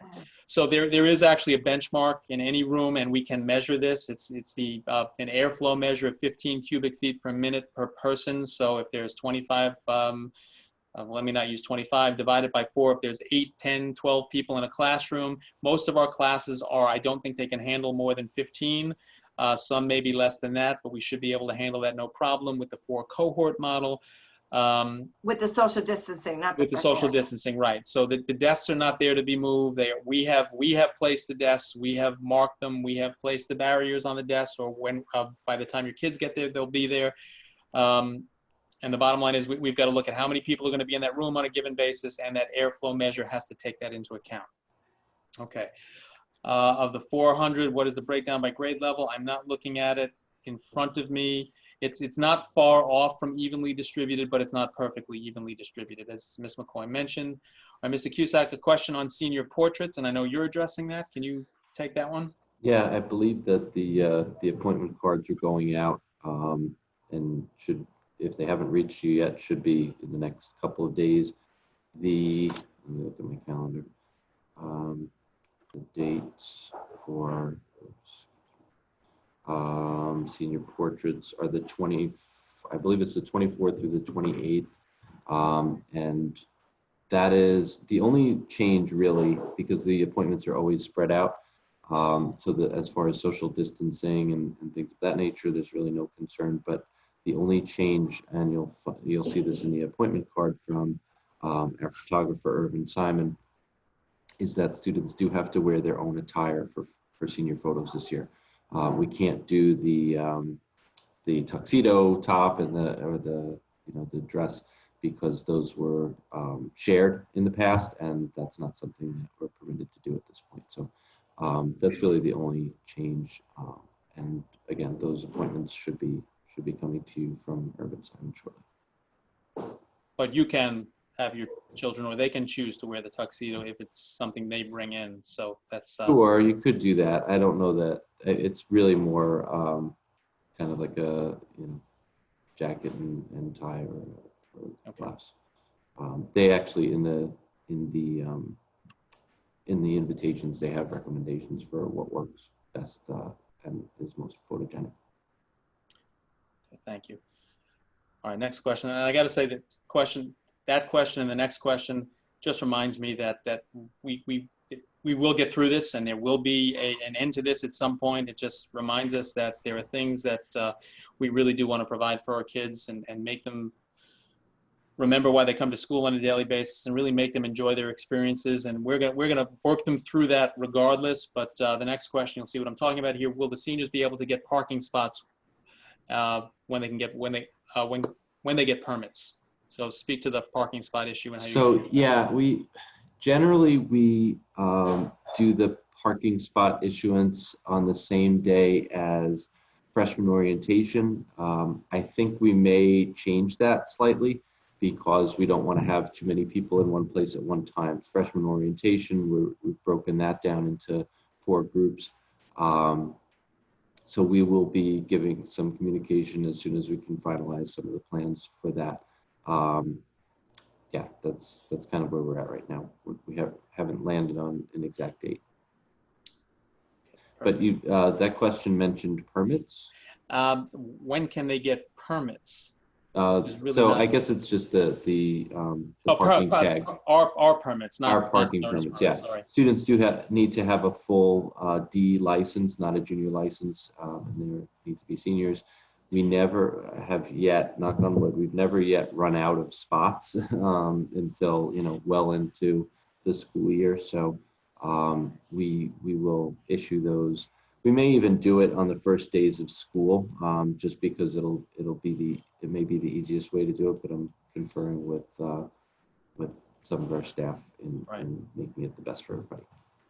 Yeah, so this parent, just to clarify, was talking about the permits that we provide, but to get that permit, you need a full Class D license as well. Correct. Yeah, we check the credentials and everything. Okay. Thank you for the note. I appreciate it. We're working hard at it. How will IEPs be accommodated for children in inclusion or integrated classes? So again, IDEA, which is a federal law, Individuals with Disabilities Education Act, as well as Part 200 Commissioner regulations. Everything that we would typically be required to do and morally obligated to do for our students with disabilities is still intact. There may be some changes in terms of a service that's offered in one way or possibly virtually, depending on what we can work with a parent and a child. Again, great idea to join us on Monday for specific questions related to the special education program, but how we administer specific services will be based on both what we can do and what the law requires, what we can do, and on a child's, specifically the requirements in that individualized education plan. So please do not hesitate to reach out to Mrs. Rich or Mrs. Roth or the teacher just to make sure that we're not missing anything for your child. Okay. All right, if one student is diagnosed with COVID, will the school be fully shut down? The answer is not necessarily and probably not, but I cannot promise. It depends on where that child has been and who that child has been around. So one of the things that I'm going to make very clear here is we have to be very diligent in terms of our attendance taking. On buses this year, bus drivers will be taking attendance and handing those rosters to the administration when they arrive in the morning. We will be monitoring who is in the bathroom. I know we do this anyway at the secondary level, but taking great care to monitor who is in the bathroom at any given time. When a student leaves the classroom, we need to know documentation-wise where they've been. Because if student X tests positive, I need to know, we need to know, Mr. Cusack needs to know, Dr. Acker needs to know exactly where that child has been that day so we can determine who they have been in close proximity to. Now, I will tell you that the Suffolk County Department of Health, and this has been an ongoing conversation, they're saying that you need to be next to somebody who is symptomatic and has it for 10 minutes with or without a mask, depending on how the particulates are flying, but probably without a mask. That does not make me feel very comfortable because all it takes is one sneeze and one cough to make it happen. So like I said, the contact tracing piece of this, although initiated by the County Department of Health, requires our input, and we need to be very careful with our monitoring procedures. And again, why 4 cohorts? This is one of the reasons why it makes it easier for us to track. Okay, this was asked and answered, but just to acknowledge, if the children choose to stay home at the start of the school year, can they rejoin in school at a later date? We will make that happen as soon as we can, but we may need, if we're asking for the commitment, it may take a little bit longer based on how the class rosters and schedules are situated. It's not as seamless as going the other direction. Okay, Mr. Cusack, I'm going to let you address this one because I haven't really given this a great deal of thought in detail anyway. Can the students have their phones during the lunch period so they are not just sitting alone at a desk? No, they have to sit alone at a desk. No, I'm just kidding. We've always permitted kids to utilize their phones during, well, not always. This goes back quite a few years. The students are allowed to use their phones as long as it's, not anything inappropriate, obviously, but yeah, they can listen to music. They can use their phones. We do want to make this, and I mean this sincerely, we do want to make this as comfortable for them as possible. Yeah, the cafeteria with desks, it's not the greatest. It's just not. So yeah, it's ugly. I mean, let's just say it's ugly. I mean, this is where kids take a break, and that's why we do want to be able to use the courtyard if we can. That's the next question. And yeah, and spread that seating out. But yeah, they can also use their phones. They can have a little down. They need a little downtime. Sure. And the question about the courtyard is outdoor air is good, but we've just got to lay out the expectations for social distancing, again, mask wearing, etc. The same expectations there, but there's no reason in a controlled manner that they can't get outside. And teachers can take classes outside and follow the same protocol, same conditions hold true. So, we do want to be as flexible as possible with all of our safety mechanisms still in good working order.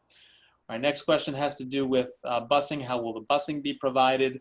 So we are very carefully routing in-district routes.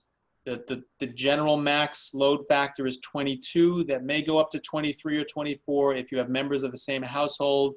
Likelihood they will be told to sit in the same seat because they can be in close proximity to each other. They can't be around anyone else on the bus.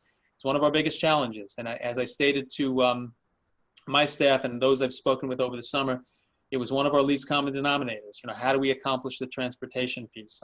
You're certainly not, we can't take away your seat at any point. You don't have to use the bus. I'm sure a lot of parents will be electing to drive their kids to school, or the kids will be, whatever it is, driving themselves, or other pods will be set up so that you can get the kids to school on your own. But buses in general, 22, maybe slightly higher on a large bus, 8 slightly higher on a van, and slightly higher again accounts for those in the same household. Masks are required on the buses. Drivers, if a child shows up at a bus stop without a mask, the driver will have masks that we provided them with. And I have to say, and I haven't mentioned this before tonight, but this has been a very expensive proposition for the district. With the temperature scanners, the masks, the sanitizer, we're making our own at this point, all EPA approved and fully functional. The app for the questionnaire, all of these things that we're adding come with a cost. Desk shields, thank you, thousands Which of I do them. have a sample with me if you need to see it. You're off video. If you'd like to show it at any point, you may do so. Okay. But again, transportation routing is well underway at this point. Okay, that's the same question about one student shutting down one positive test. If we choose the full remote option, can we easily change to in-person? Not as easily as going in the other direction, and it may take a little bit of time depending on class rosters and how many are in various cohorts. It may be a little bit easier at the high school, primarily because there are 4 cohorts instead of 2. So let me just clarify there. At the elementary level, more challenging, but at the high school, we may be able to accommodate a little bit more quickly. So thank you for allowing me to revisit that. Okay, how will the guidance appointments be arranged for seniors for college essay financial aid application submissions? You know, Mr. Cusack, you can supplement here, but the same processes during any given year are going to move forward. Some virtual, some in person, and I'll let you pick that up from there. Yeah, and the guidance offices are, have been looked at and are being outfitted with all the, whatever's needed as far as shields and things. As far as I know, those requests have been put in. So yes, I walked the guidance office yesterday, so we're working on it. Perfect, thank you. Yeah, so our plan is to continue to have those those sessions available to kids. It's a hugely important part of the program. And listen, I'm going to say it here because it just came to mind. Our staff chomping at the bit to get back to doing what they do best. There's anxiety there as well for obvious reasons. I have anxieties. Again, what we are trying to do here is everything we can to remove as many of those anxieties as possible. But I'll repeat it. And this, in the context of guidance, there is nothing more that these counselors want to do than, get their grasp on your kids and start working with them toward the next stages of their high school and beyond high school careers. So just please understand that we're excited about this in terms of getting them back, but we're also, very mindful of the safety mechanisms that need to be in place so we can do it right. Okay, we addressed this already. What happens when a student or staff member tests positive? We answered that. Parking spot, guidance counselor again. Okay, this is new. How will band as an elective look? Mr. Cusack, do you want to touch upon that? Sure. So as far as band is concerned, I think it was mentioned before that with wind instruments and brass, the standard is 12 feet of distance. We do have, we've looked very carefully at the cohorts and the sections, and I believe that we're in a good place there. We were looking at one section, we may have to move into a larger space, possibly the cafeteria, which, that's a likelihood there. That's because of the 12 feet? Yeah, there's one, because everything's not exactly balanced. When you do things by alpha district-wide, it doesn't necessarily translate to every single section. So we did have a little bit more in one of the sections. I think it was a first period section, and I can't recall if it was senior or junior band. And so that may move into a larger space. Other than that, it looks like we're in good shape, and the classes will be able to continue. As far as the kids at home, I think that the teachers and Mr. Reynolds have been working together to collaborate to figure out how best to address the distance portion of band, and kids would be playing along at home, but you know, whether or not their sound is on, things like that, they're working on those nuances. The music program has been a concern and the subject of a lot of conversations, primarily because it's a marquee program in Huntington, and I don't want it. I don't want this to impact it any more than it has to. Our kids at the high school generally have a love for it already. It's important that we continue to profess our commitment to it, particularly at the elementary level. We want these kids to start and continue with it. I don't want it to be impacted. We're going to do the best we can to avoid that happening. All right. Will the students have an assigned entrance? I think Mr. Cusack mentioned before there will be more than one assigned entrance. The idea is to spread people out so we can get them through the scanners in a socially distanced manner. Yeah, they're not assigned to a particular, it's just where, you know, as Oh, far up as you can go. That's the entrance that you would go in on that particular day. And yeah, we're looking to use 5 of them. Thank you for interpreting that. I was looking at, is there one entrance for students, but I think she knew there was multiple, and would there be an assigned on a daily basis? All right, Ms. McCoy, this one I'm going to have you address. Will the kids be required to be, quote unquote, on camera for all remote classes, or just logged in online via Google Classroom Meets, et cetera, or will this be a decision made at the teacher level for each class? And I know there are some concerns. We do want to see their beautiful faces on a periodic basis during a period, at the very least. And remember, the requirement is that they be there and they participate. So I'll let Ms. McCoy take it from there. So this was a topic of discussion during the subcommittee meetings this summer. And a lot of it was based on experiences from the spring. So we do want to make sure that there were high school people in there. No cover for me. We do want to make sure that the children at home are present and participating. So teachers may ask the children at the beginning of the lesson to please show their video so they can give a wave and say, hey, I'm here today. They might do some check-ins maybe 15 minutes into the lesson just to say, hey, how's everyone doing? Let me see, you know, how things are going. Teachers may have various preferences about this. Some may want the videos on throughout the lesson. Some may want it off throughout the lesson. So we are not making that a directive of any kind. We are, however, sending home distance learning expectations to all families, which will hopefully be included in our mailings in the next 2 weeks. That will basically help parents to establish these routines and protocols with children at home, whether they're hybrid or fully remote, you know, establishing your space, you know, getting up, getting yourself prepared for a day as if you were in school, having all of your materials, preferably not eating during the session, participating, not recording the session, you know, various things that will hopefully help parents to discuss the expectations with their children. Correct. And it's not okay just to have an unresponsive, I'm looking at a C right in front of me. It's a nice blue box with a C right in front of me. That's not what we want to see all period. So, you know, we need to know that the student is on board and participating in a lesson. Okay. Mr. Cusack and Dr. Acker, we can speak to the 2 desks here. Are the students allowed to keep their backpacks with them all day? Yes. Yes, the classes are outfit so that the seating desks are 6 feet apart, and they should be paired with another desk to put their backpack on. Students will not be using lockers until further notice. That will help us with movement in the hallways. And so they do need to have their backpacks with them or some way to carry some of their belongings. They should have their Chromebook with them at school, and also they need to bring it home in the event that there's a sudden closure. And we are encouraging teachers to, whenever possible, use the online version of textbooks so that kids don't have to lug back, back and forth large books. I just want to hop in here. So I did, walk the building yesterday, and the desks are set up accordingly as discussed, and the lanes are in the hallways. But it's, with regard to the Chromebooks, they must bring them home every day to charge them.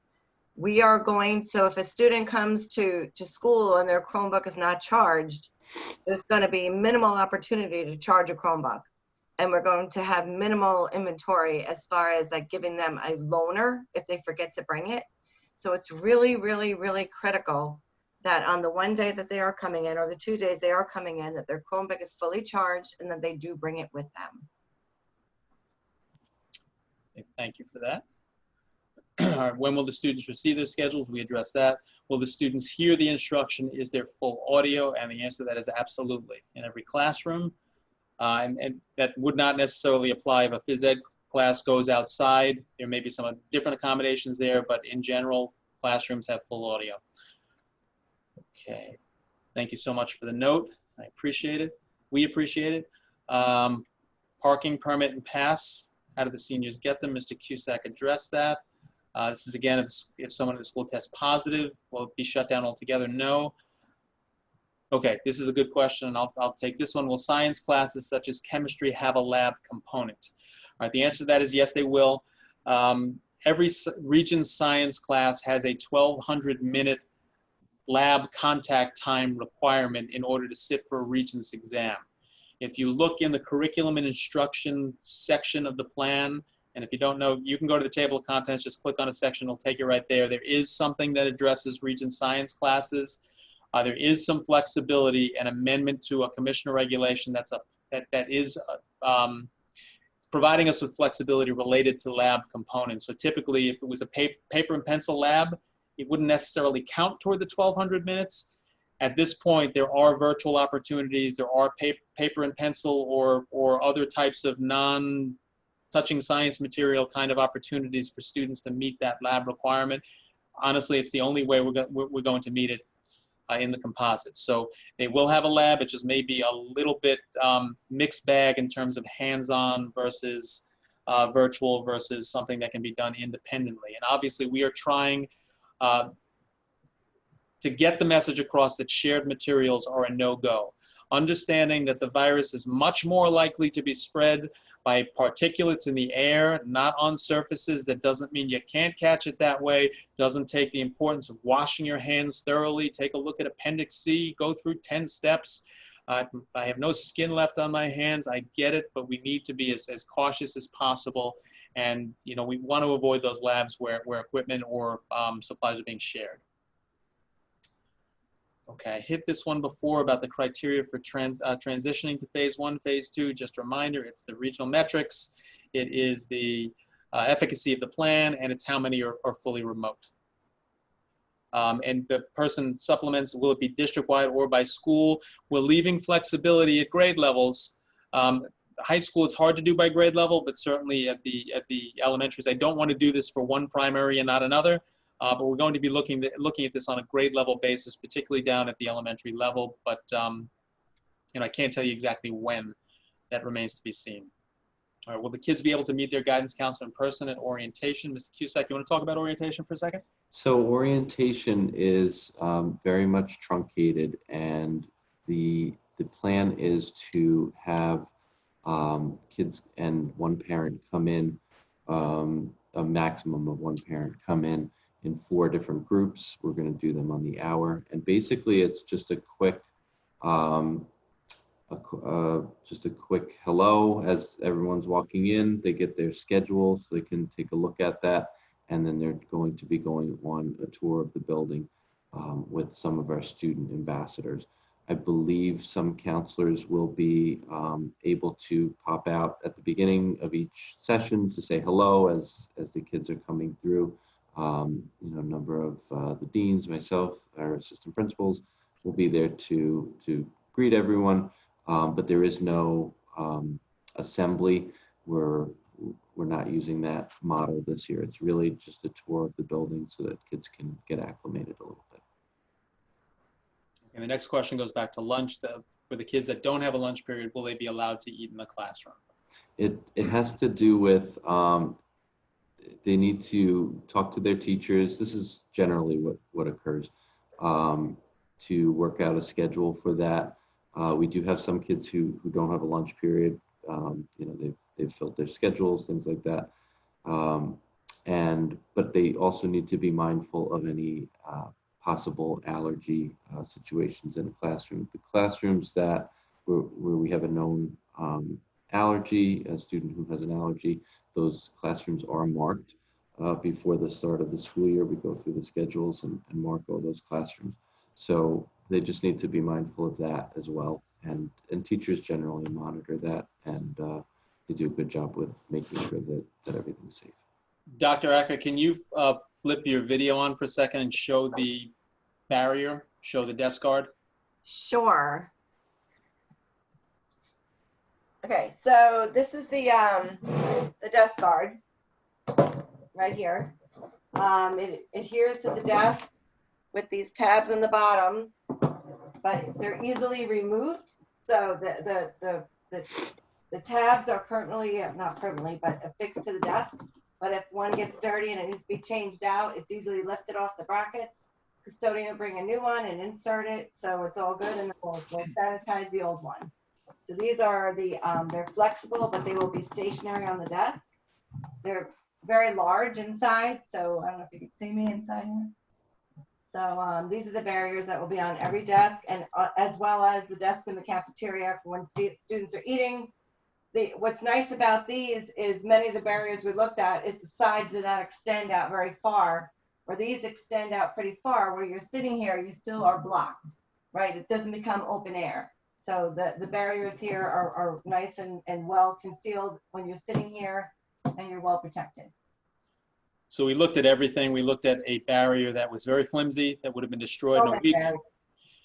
We also looked at a very thick polycarbonate material that we could construct here, much more rigid and had kind of sharp corners and edges. This is that, this is just right. Yep. So this is what we were looking for. And of course, it was the last thing we looked at. Just speak to cleaning, because I know it hasn't come up yet, but classrooms, okay. We know there'll be more than one student in a classroom during a given day. So, what's unique at the secondary area, arena versus the primary is that students are changing classes. And we do not have the amount of time to completely sanitize each classroom between class. So we have the barriers.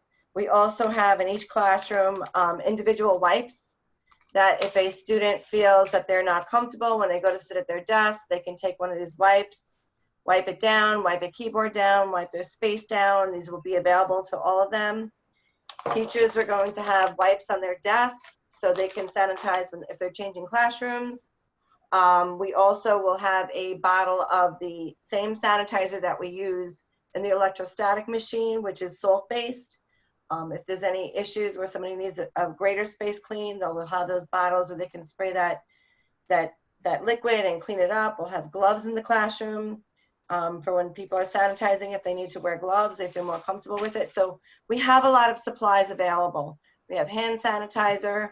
We also have the sanitizing machines on the walls with the gel sanitizers. We were just able today to find the touchless paper towel machines. So we now have those on order. Yes, it's been so difficult to find supplies, but we're doing well. So in all of our bathrooms, our toilets are now touchless, our sinks are touchless, and now our paper towel dispensers will be touchless. So that's the materials that are available to everybody, and we keep ordering to make sure that we have ample supply. That was very comprehensive. Thank you for that. Okay. Next question, will there be lab assistants this year? If so, how will that work? So this actually came up yesterday with the staff, and talking about it further today, this is not going to start up right away. One of my concerns there is, again, a student being placed in a position where they're working with something that has been shared by others and cleaning at this point. So we're going to give that a little bit more thought. That will likely be delayed before we make a final decision there. But we do want to support the staff as well. So we understand that it's worked well. It's provided the students with a nice experience. I don't know, Mr. Cusack, if you want to add anything more there.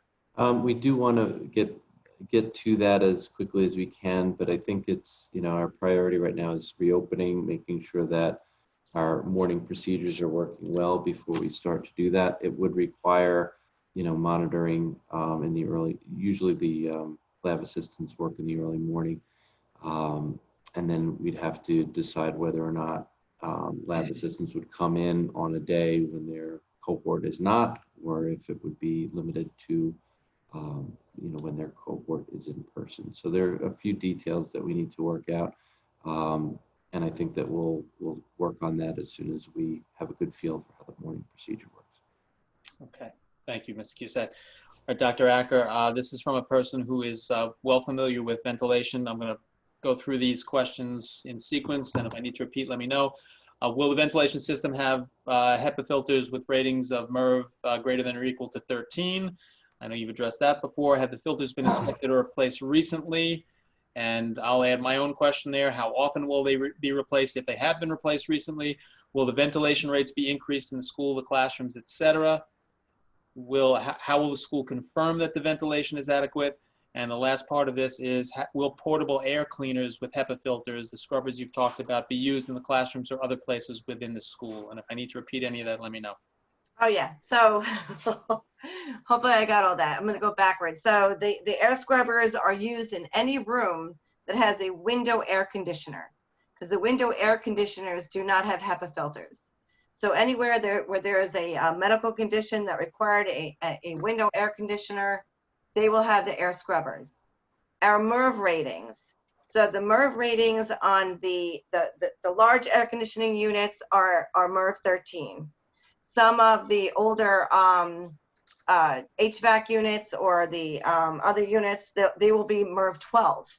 So we've done very well with our MERV rating, and they are being replaced every 30 days as is required. So we don't check them, we install them, 30 days later, we change them out. Was there something else there? Let me go back to it. So you talked about the MERV rating. Have they been inspected or filters been inspected or replaced recently? Filters are all brand new. Right. Will ventilation rates be increased in the school, classrooms, et cetera? Well, the ventilation rate is, as Mr. Plansky mentioned, we 15 need to have cubic. the 15, so, and we have a way to measure it. So if there's ever any concern, we can bring in the monitor and measure it. But that's always been the case, right? That has not been the case just because of the pandemic. That's always been the case in a space where you're bringing people together, that you have to have the right amount of fresh air and ventilation in schools. So we are consistently monitored and looked at by our architects. And if we don't meet that threshold, we can't get a certificate of occupancy. Mm-hmm. So this is nothing new. It's just more talked about now. And we would not have been as focused on filter MERV ratings. Exactly. The larger newest thing is the HEPA filters, which we are all brand new and will be switched out every 30 days. We already bought a year's supply. All right, I'm going to skip over one and come back to the one, because this I think you've touched upon this already. Has the school been able to acquire sufficient MERV 13 air filters? You addressed that. What fraction of the school is considered safely ventilated? You did mention that, but throw that sentence back out there again. The entire, there's not a single space that is open to any human occupancy that has not met or exceeded the threshold of fresh air. And I think the add-on there is, if a space has been deemed not sufficient, it's taken offline. We're not using it. So if there's a room that does not meet these requirements or meet the conditions that we're looking for, it's not going to be used by humans. No, and I must say that none of our spaces have gone to that level where they needed to be closed down, that we are using, other than closets or whatever. But as far as, human occupancy, we are free and clear. Okay, thank you. All right, going back up to the previous, how are we doing orchestra? Mr. Cusack, you addressed band. Orchestra is not in that 12-foot category because they're not blowing into the instruments. We looked at the numbers there, and I think we're in good shape as well. Some of those sections, there are a lot more kids in orchestra than just a regular core class. But even with that, with the cohort model, we're in good shape, and we can keep to the 6 feet of distance for sure. Thank you. Question about band. I think you addressed that. Students will be playing instruments. It's going to look a little bit different. How will children who receive special education be cared for? We mentioned that before. It's not just about the law and regulations. It's about taking care of them as per their IEPs and as per what they need as human beings. And we'll be going a little bit further into education with Ms. Rich on the call on Monday. And obviously a lot of the specifics there I will defer to her and Mrs. Roth. But do understand that anything that is required will be provided. And if there is a variation in how it's provided, it will be discussed with you as parents and as students in its entirety. Okay, and Ms. Cusack or Ms. McCoy, I'm going to come back to you. This has to do with art classes. How will they be handled virtually? This is a little bit different than at the elementary level, where we can put supply kits together and send them home, because we do have specialized art classes. I don't know if you want to add anything there, if you want to use an example, or I think it really depends on the class and the subject. Each is so different from one another. You know, so ceramics might be challenging. that's the next to do at question. How will home. ceramics be handled? Yeah, that's something that I think the teachers and Mr. Reynolds are working on. They've been working on how to creatively negotiate some of those hands-on pieces. I don't have all of the specifics as far as ceramics is concerned, but in some cases it'll require kids taking pieces home, bringing them back, you know, and I believe that they were looking at purchasing materials that would not require the kiln, at least for now, because I don't know of any. Well, maybe there's a few kids who have kilns at home. I don't know, but for now, I think they'll be looking to work with air dry type of materials. As far as things like you know, computer graphics and media courses, I believe that they're working to try to make sure that you know, that those programs are available to kids in both settings. So again, it has to do with the subject. You know, drawing and painting might be a little bit easier to translate at home than something like ceramics. But I know that the teachers and Mr. Reynolds are all working diligently to make sure that kids are going to have a great experience, regardless of which setting they're in. Okay, thank you. Next question, are the SATs still happening? And I will preface any response here with, there is no one at the College Board who's my friend right now. And for those of you who I've spoken with, you know why. I'm not going to get on the soapbox, but let's talk about the accommodations we'll make for PSAT, SAT, and yeah, we're going to, let's do this factually. Let me not get my feelings involved here. Mr. Cusack, do you want to touch upon the PSAT day? Yeah, we've started to discuss different ways of doing this in order to make sure that we can provide for a whole grade level and also socially distance and have proctors. You know, we may need to discuss how to manipulate the day as far as who's coming into the building. Those are things that I think we need to discuss on an administrative level, and we'll start to roll out you know, plans for that in the coming weeks. And by no means is what I'm about to say, should it dissuade you or your children from taking these exams, SAT, ACT, but I know a lot of the colleges, at least temporarily, are pulling away from using them as entry criteria.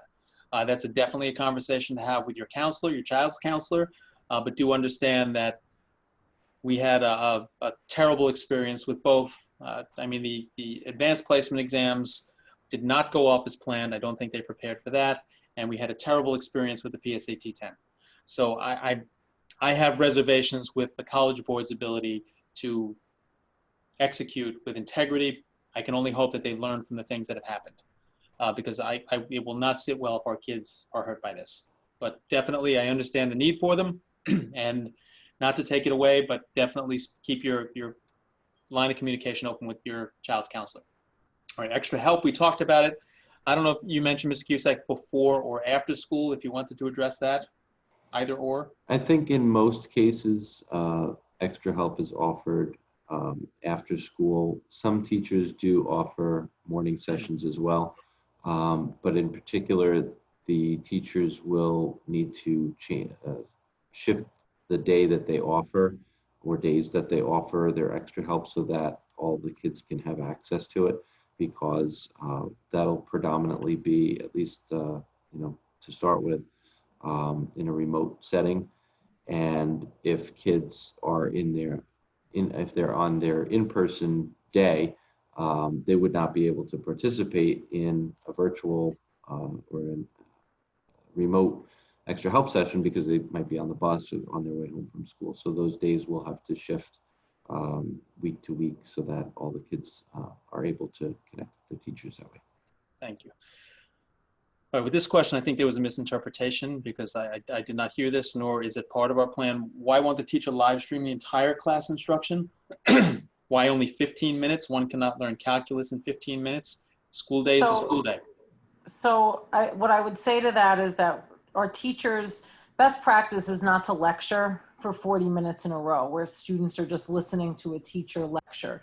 So it won't necessarily be only 20 minutes at a time. There's no restriction on time. There may be various activities throughout the lesson. However, there's no expectation that our teachers stand in front of the smartboard and lecture for 40 minutes. So there may be time for independent work. There may be guided practice. There may be, whole class discussion, those types of things, but there won't be a 40-minute lecture. We don't expect that for in-person instruction, and we certainly would not want that during hybrid instruction. So there is no limit to a 20-minute period, but I was just giving an example that perhaps the first 20 minutes would be comprised of a few activities with some independent work time and then probably some closure. That's not necessarily a structure that we'll have to follow, but that is a structure that many teachers do follow. All right, just to clarify, this expectation is no different than any other year, and it's going to vary by class. All right, so speaking from a secondary basis, taught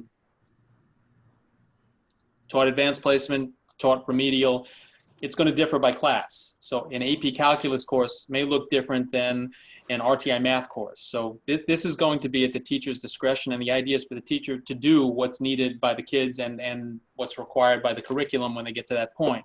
So this is not, no, you're locked in at 15 minutes. Teachers are going to do what they typically do. So, please understand that. I don't want that to be misinterpreted from a high school perspective. We know the content is a little bit more intense, and there will be some classes, and I've actually watched some of them in the spring under the older format, which didn't have as much contact time, and it actually worked very well.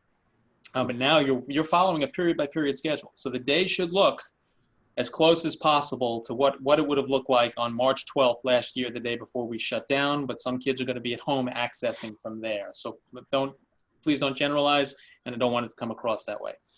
All right, this goes back to if a staff member or student is diagnosed, will the school be fully shut down? The answer, I answered that already.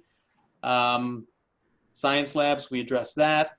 We talked about the freshman orientation. Can the survey responses, learning model preferences be broken down by class level? This gives us a better insight and helps us plan better for our kids' grade level. And I think that has to do with the people who submitted the form. I can tell you, going back to survey number 2, there was about, I think people may have picked more than one preference, about 50-50 split between in-person and hybrid, and then about 28% across the district talked about, or at least indicated they were considering the fully remote model. But I think you're looking at virtual. Ms. McCoy mentioned before, it's not broken down exactly equally by grade level, but there is a valid representation from each. So I think that planning is on our end.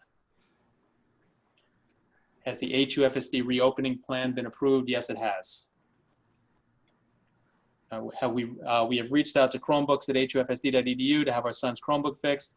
The auto reply said they are closed for summer break. Repair service will begin on August 24th. I'm trying to get my head in order here. I believe That that's is next correct. month.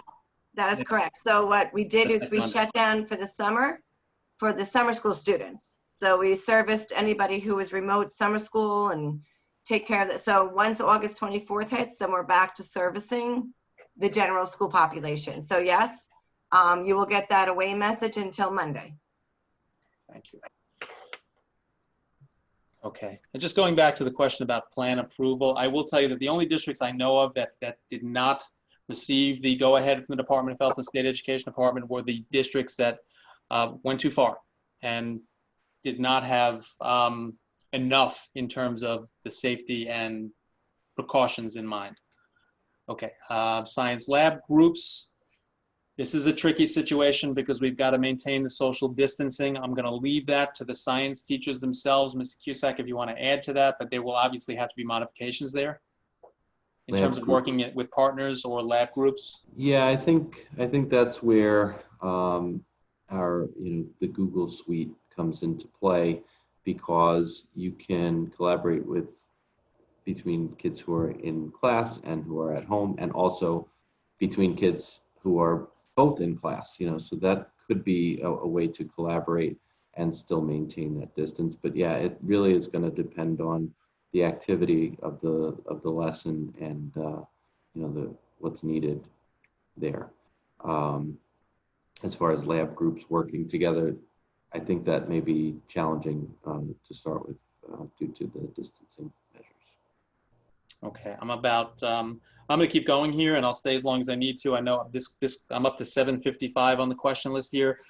This was asked just to acknowledge, because I'm looking at that parent. What about extra help? How will students be able to get extra support, not AIS, but just help before tests or for a project? I think I got that one already. Thank you. How is it going to work for students that have been in small classroom for special education? Again, same thing I mentioned before with respect to meeting IEP needs. And I'll also suggest to this parent, please feel free to join us on Monday evening. Same Zoom URL for those involved with SEPTA or anybody who wants to join for that matter. And small class, if you're talking 15-1-1 or 12-1. Oh, they're in daily, yes. They're in every day. Thank you.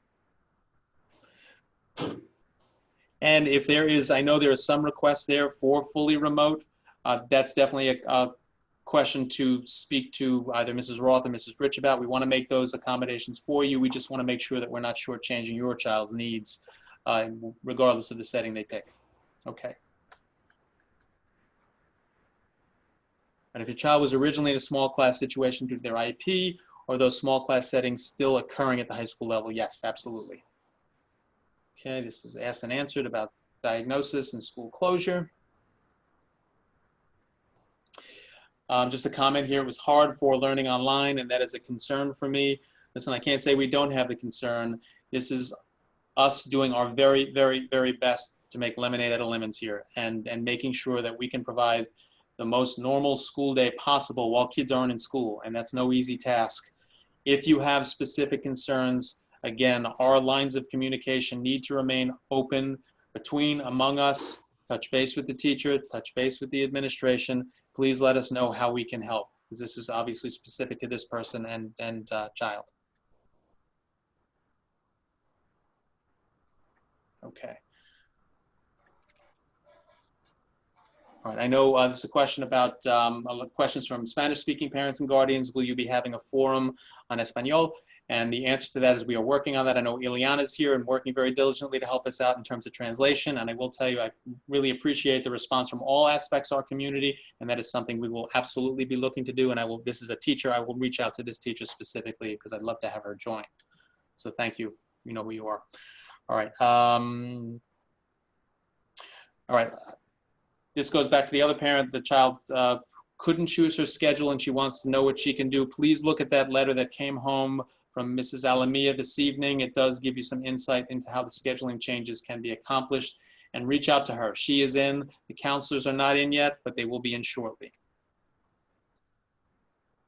Okay, can you please explain again how many days a week and or month will hybrid students attend class in person? And again, there is 1 day assigned. This person may have signed on late. 1 day assigned per week with a rotating Monday. So your cohort is based on Tuesday, Wednesday, Thursday, or Friday. Routine, ongoing each week with the Monday rotating among the 4 until the phases change.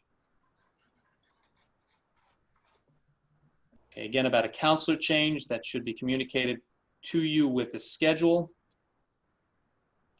Thank you, Mrs. Alamia is actually on tonight. Okay. This question about why are neck gaiters not allowed? There's been a lot of discussion about neck gaiters. We are supplying 2-ply cloth masks and we have ample supplies of surgical masks available. I don't want to get into a debate about what can and what can't be worn. There's enough concern out there about them. This may change if something changes, but right now we are supplying those 2-ply cloth masks. We have ample supplies, backup of surgical masks. We are asking for your cooperation and making sure that use what we're giving you, and if you forget, we have the backups, but again, we're trying to contain this as best we can. I'm not sure if you mentioned this before I logged on tonight, but we are mailing home a mask to every child. And they did arrive today, so they will be a part of any mailings that come home. Okay, so the masks are, and this is an example of one, it's not the exact thing, but you can see here, I can pull apart the 2 layers here. So for your own good, any mask that you wear, if you hold it up to the light and the light passes through, unless it's it's got some sentimental value, get rid of it because it's not going to do the job. Yeah, these are the masks that we're providing. And we also have the surgical masks. Okay, thank you. Parking for seniors. I don't know what that means, so I'm going to skip over that one. We are going to get a schedule by mail or by email. It's going to be posted in the parent and student portals, and you'll get notification via email, text, etc. Possibly by phone call as well. I believe that's going to come from Mrs. Alamia's office, but you'll get notification to check the portal. Correct, Mr. Cusack? Yeah, I believe that communication is going home, as you said, this evening. Okay. All right, parking spaces we talked about. IEPs we talked about. You don't even what? Sorry. Sorry, I was talking to my dog.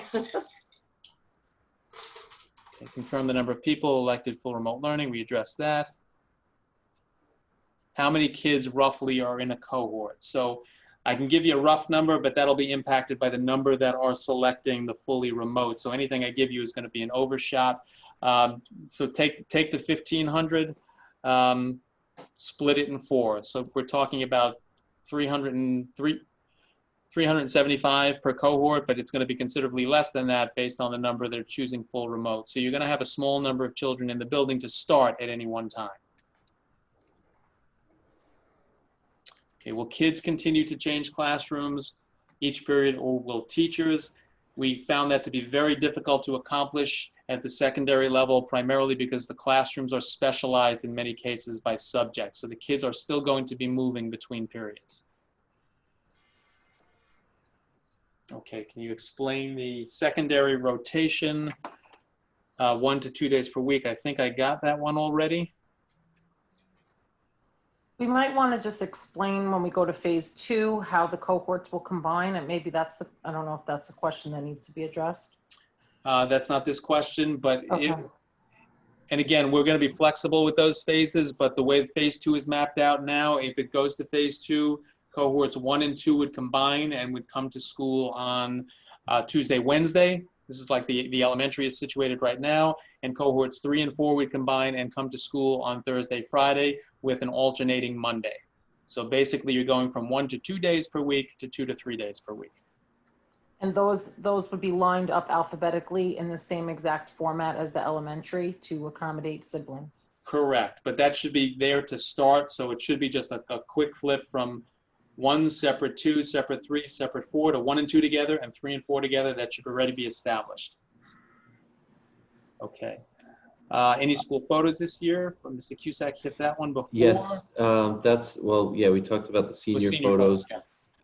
Pushing back the underclass photos to the second week of school. We were originally scheduled for I think the 10th and 11th or something like that. And that would be students' first day in the building after 5 months of not being in the building. So we pushed it back to at least the following week. And we need to have 4 days instead of 2 days with the photographer to accommodate all 4 cohorts. So we finalized that today.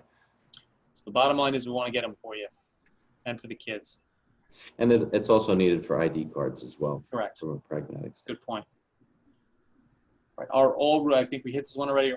Are all rooms for instruction equipped with windows that can open? What specific AC air filters will be installed? That we addressed. Lab assistants we addressed. And forgive me, I'm trying to get to everything here. How are musical instrument lessons given if a child is virtual? Did you touch upon that in detail, Mr. Cusack? No, the lesson schedule is something will roll out in the coming weeks, I think. The teachers were toying with a couple of different models. So yeah, the individual lessons, it may be a mix of in-person and remote. I'm not entirely 100% sure just yet. Okay. All right, can the students bring in sanitizing wipes to clean their desks? And the answer to that is yes, they can. Dr. Acker, do you want to add anything to that? As far as, I'm sorry, repeat that? Can students bring in their own sanitizing No. wipes to clean their desks? Well, we really don't encourage that because what we're buying is appropriate for student and school use. So we will be providing those wipes for students. So we don't know what students will be bringing in. There's a lot of products out there that are now being said that are not allowed. So we would prefer you to use what the school is providing. But I will tell you, and this is certainly going to be common sense oriented, we're not going to be able to check every wipe that they're using. So No. you know, honestly, we're working in partnership here. We're anticipating that this will be done responsibly. The wipes that we have are obviously wipes that have been approved for use in the situation. But if a student has their own and wants to use them on their own hands, if they clean their desks with them, it's not something we're necessarily going to be able to stop. No. And I don't know if we'd wholeheartedly want to. All right, if a child tests positive for COVID, do all the teachers whose class the child was in need to quarantine? If so, what happens with those classes moving forward? Are there going to be substitute teachers? So the worst case scenario there is yes, any person that confirmed positive test child has been in contact with will be quarantined. I don't have the capacity to say you need to be quarantined for 14 days, but I may relay it to you from the Suffolk County Department of Health, or they may call you directly. They have their own protocol in place, and it really depends on, you know, if there are no spikes in this, they may be able to meet their own goals with respect to the plans that they have. If it spikes, and I hope it doesn't, that may mean very busy times for everyone, including them. But the idea is that there is a positive test case, child was in contact, safe than sorry, those in contact with will be quarantined, and we will be placing substitutes in the classroom. We are hiring daily recurring substitutes, per diem substitutes, all certificated. We're trying to cover this as best we can in anticipation. So the answer is yes, short answer. All right, and I know this went to something that Dr. Acker said before. Are you saying that the doors and windows will be closed at all times with students in the room? Will students use lockers? All right, so the windows can be open. Again, an open window is not going to necessarily take care of the outdoor air requirement or the dispersion of particulates. That's where our univents come in. I look up because I'm looking at one. I know what Dr. Acker said about the doors. Listen, we're going to look at this very carefully. We also want it to be manageable in September. It's a matter of balancing safety and health and safety, as well as the conditions in the room and security. So there's a lot to think about here, and we're going to do the best we can to make it comfortable. Last year we had a very comfortable September. The way 2020 is going, I'm knocking on wood here, but we're going to work through this as best we can. We're going to do it together, and we're going to try and make it as comfortable as possible in under very challenging circumstances. Okay, how about at the end of the school day, any outside airflow permitted to ventilate the classes? There's going to be outside airflow all day coming in through the univents as well as through windows. Like I said, the windows won't do as thorough a job as the univents, but at the end of the school day, and one of the reasons we're not doing anything on site per se is we're going to scrub those buildings down and get as much air flowing as possible. All right, but going back to, I missed this piece about lockers. So the lockers, and Mr. Cusack, I'll let you pick this up. So the lockers are not being assigned at the beginning of the year. Right. Yeah, we're not going to be utilizing the lockers. They'll actually be cabled over as they would be during Regents Week. So until we, feel comfortable that we can start to use them again, students would be bringing things with them. Okay, thank you. And you mentioned the 2 desks per student before. All right, are all New York schools required to take temps at school? The district I teach in is not doing that. I don't know that it is a requirement. We are doing it here, and we have spent the money for these pieces of equipment just as an extra layer of precaution. The other thing that we will be rolling out is an application. There are 5 questions that must be answered by families prior to the child really getting on the bus each day. And this is going to be a challenge and another reason for the small cohorts. Question about, you're supposed to take temperature at home. So even though you're coming to the school, walking through the scanner, you want to confirm that there's no temperature over 100.0 degrees Fahrenheit. You want to confirm that the child is not tested positive for COVID. You want to confirm that the child is not experiencing symptoms of COVID. They're listed in the plan, but the CDC is constantly updating that list, and I put the link in the plan for you to access very easily as well. You'll also have to talk about being in contact with somebody who's positive for COVID or displaying symptoms. And the last question has to do with the travel restrictions. I think I caught this morning the governor added Alaska and Delaware to that comprehensive list. He's modifying this all the time. Please don't take a trip to Florida 2 days before school starts and then show up at school the first day. Right? That goes along the lines with, please help us to help our entire school community. This is a hardship for everyone. I understand that it's very restrictive, but the bottom line is it's not being in contact with somebody who's traveled to one of those states. But if you were there, you need to quarantine for 14 days upon your returning. And that's not my rule, but I understand why it's in place. And keep tabs on that list. Check the New York State travel advisory routinely. All right, school calendars. When will school calendars be mailed home? So there was actually an article on the website addressing this. We are not going to do that this year. My problem is I have hordes of events on there that are up in the air. I don't want to send a school calendar home. It's simply going to serve to confuse. They're not cheap. It's taxpayer monies that I think would be better spent elsewhere for this year, particularly because it contains a whole slew of events that we don't know are even going to be held yet. We are going to post the same kind of calendar online in a format that can be edited monthly, weekly, whatever the case may be, and the district's interactive calendar will also be utilized. It's not loaded yet, and forgive me, that's on me. I'm trying to get to that as soon as I can. The one-page calendar that's been revised is posted on the website, and I mentioned the revision there. There are 3 conference days for staff at the beginning of the year, and we pushed the student start date back to Wednesday, September 9th, which would be the Wednesday cohort in school and everybody else remote, and then we follow from there. Sorry for the long-windedness, just wanted to get it all out there. Okay, a gym class is going to be held in how? Same requirement there for gym classes, and that could vary. The activities, no contact activities. You're not going to be playing football. You're not going to be playing anything where you're bumping up against each other. It'll be more independently performed activities, and they could be held in gym, inside facility, or outdoors. And I believe that there, in talking with Ms. McCarthy, there's going to be some choice involved as well. They're looking at doing some team teaching, and we also, so that kids can have some say in what they're doing and what they're comfortable with and what's going to work for them.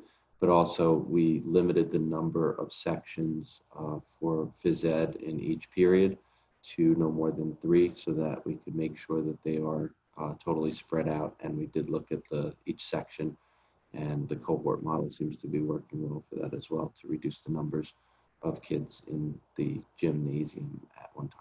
Okay, thank you. Some of these I can move through quickly. How often will you assess the cohort numbers for phasing? We addressed that one before.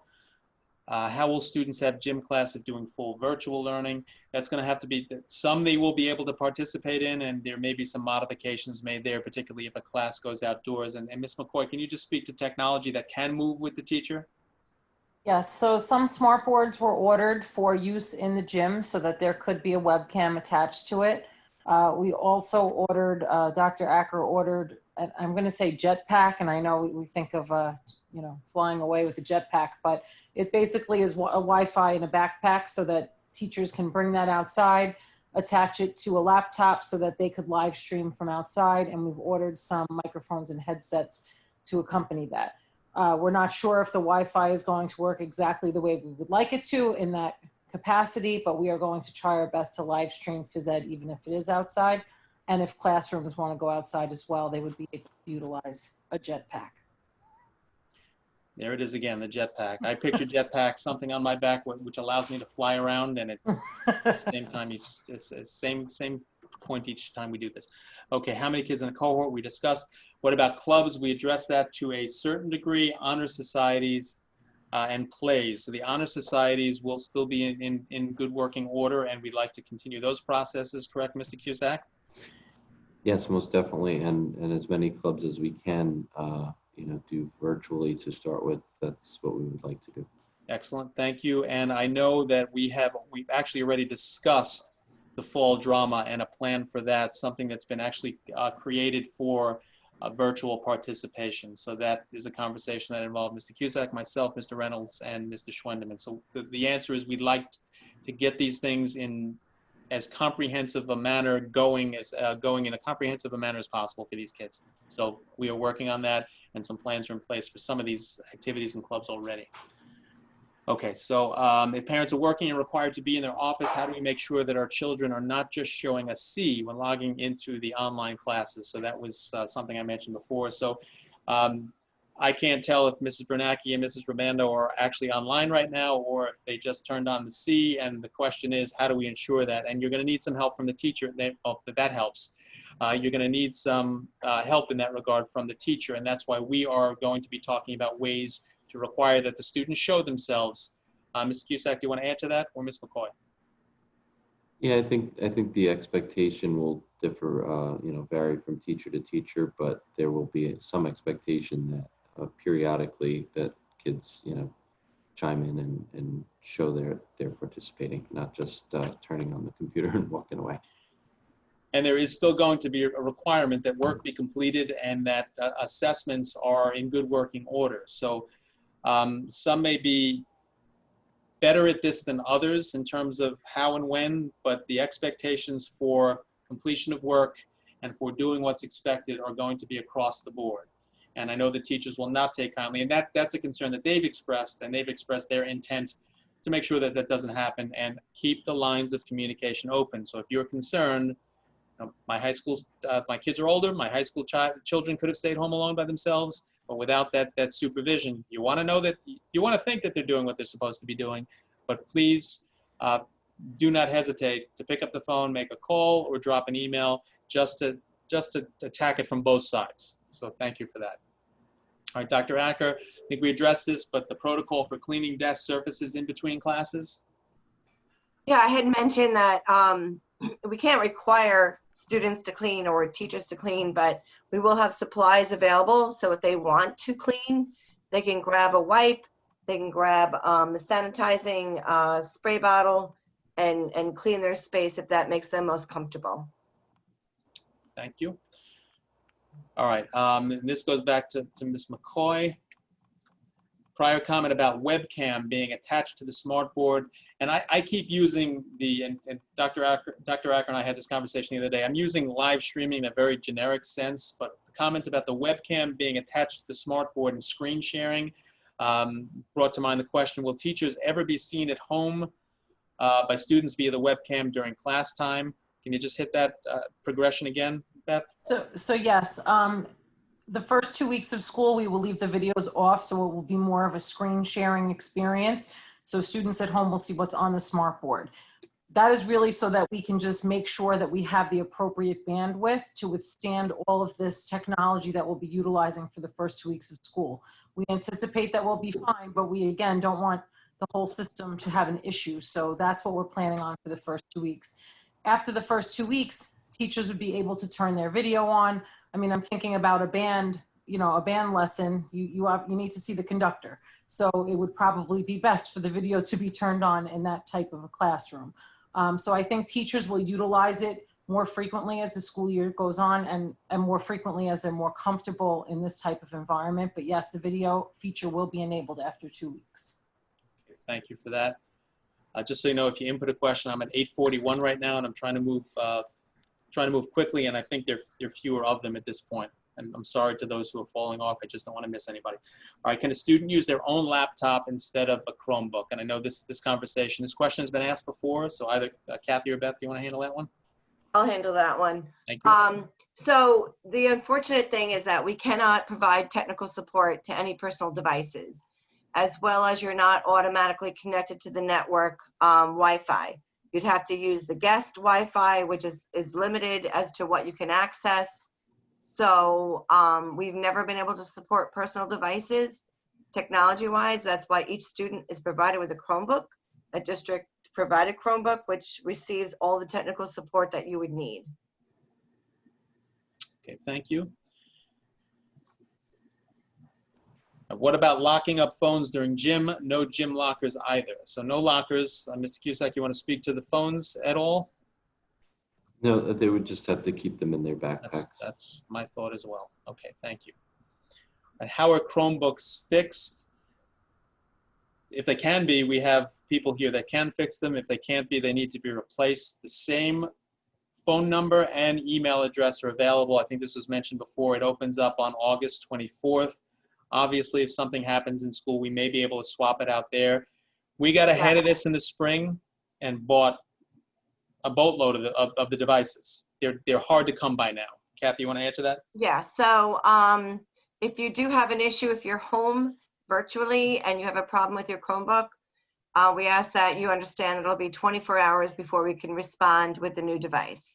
You'll have to come pick up the device at the school, and if you can't, we can, contact me and we'll work something out.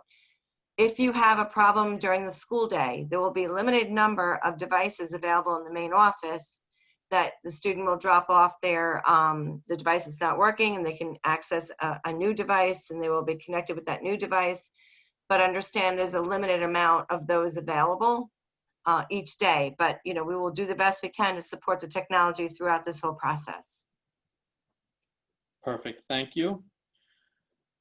All right. Thank you for the thanks. Very much appreciated. Study hall periods. Mr. Cusack, do you want to address those? They're still part of the schedule, and so if a student is in person on that day, they would attend their study hall.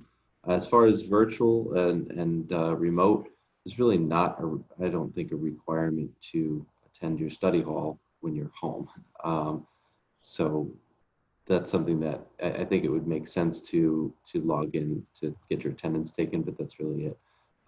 We will be limiting the number of passes from study halls. And to start with, we probably won't be issuing passes from study hall to other areas of the building because of the contact tracing that would be required if there's ever an issue. So we'll limit movement in that way. But students in person would still attend their study halls. Thank you for that. Okay, if a teacher tests positive and is presumably out for at least 14 days, will class be assigned one dedicated substitute for that time period? We're going to do the best we can. I'm also going to contrast here quarantine versus isolation, because once the symptoms are there and a positive test is in place, the isolation period is actually, and as per Department of Health requirement, shorter than the quarantine period because they've already had the time to develop the symptoms. We may be able to be creative with this if the teacher is available. If the teacher is quarantined and we direct them home as part of a quarantine, we're going to look at this carefully to see if we can keep them involved in the instructional process should something like this happen. Okay.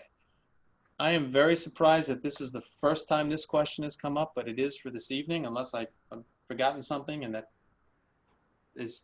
don't believe that's the case. Will there be mask breaks? And the answer is yes, there have to be mask breaks, but please understand that the default setting is you must wear the mask. We need to take breathers every now and then. We're going to work with the teachers to kind of define this in the classroom where maybe they can provide a few minutes here for one row and then the next row. But this is not, you come in, I'm sitting 6 feet apart, it's free reign to take the mask off for 40 minutes if you're in school. The PPEs have made a difference.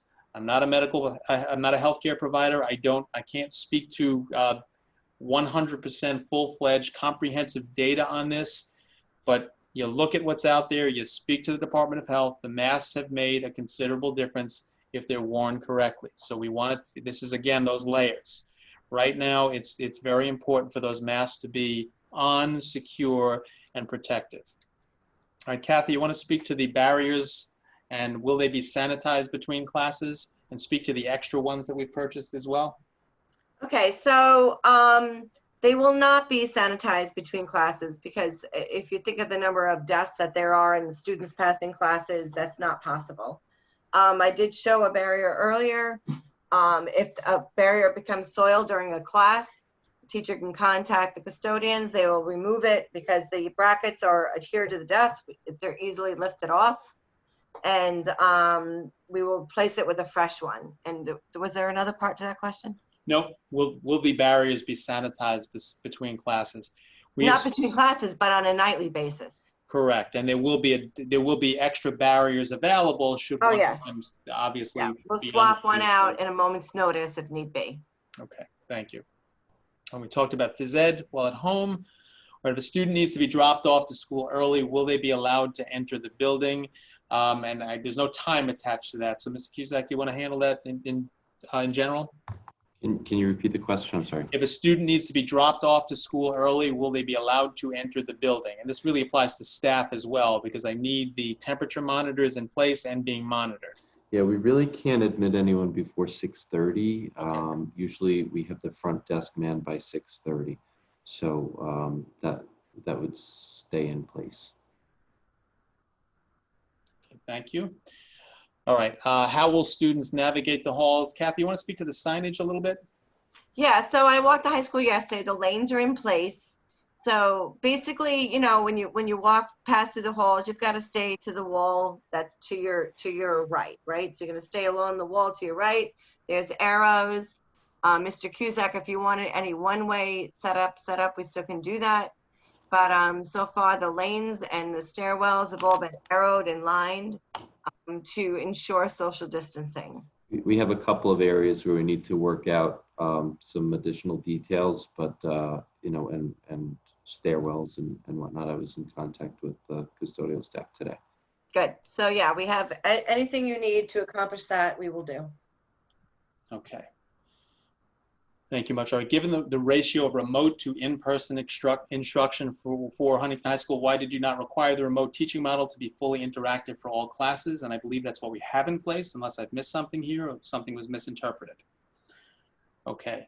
My son's English class during the shutdown looked nothing like it was on March 12th, and a concern that the teacher did not log on to teach a class and gave no instruction. What are you doing to make sure that this does not happen again? I honestly don't believe that that is the case, and I will say that firsthand. If you have a concern, you need to communicate it with an administrator, teacher, administrator, etc. We are doing the very best we can. It's very easy to be hypercritical here, but this is something that we've put a lot of thought into, and we want to make this as comprehensive an educational program as possible. So if there's a concern, and I'm going to say it's very easy to pop that concern out there in venues where it doesn't belong, please pick up the phone or drop an email, make that communication to somebody who can give you a hand. Thank you. Okay, thank you to the teacher regarding the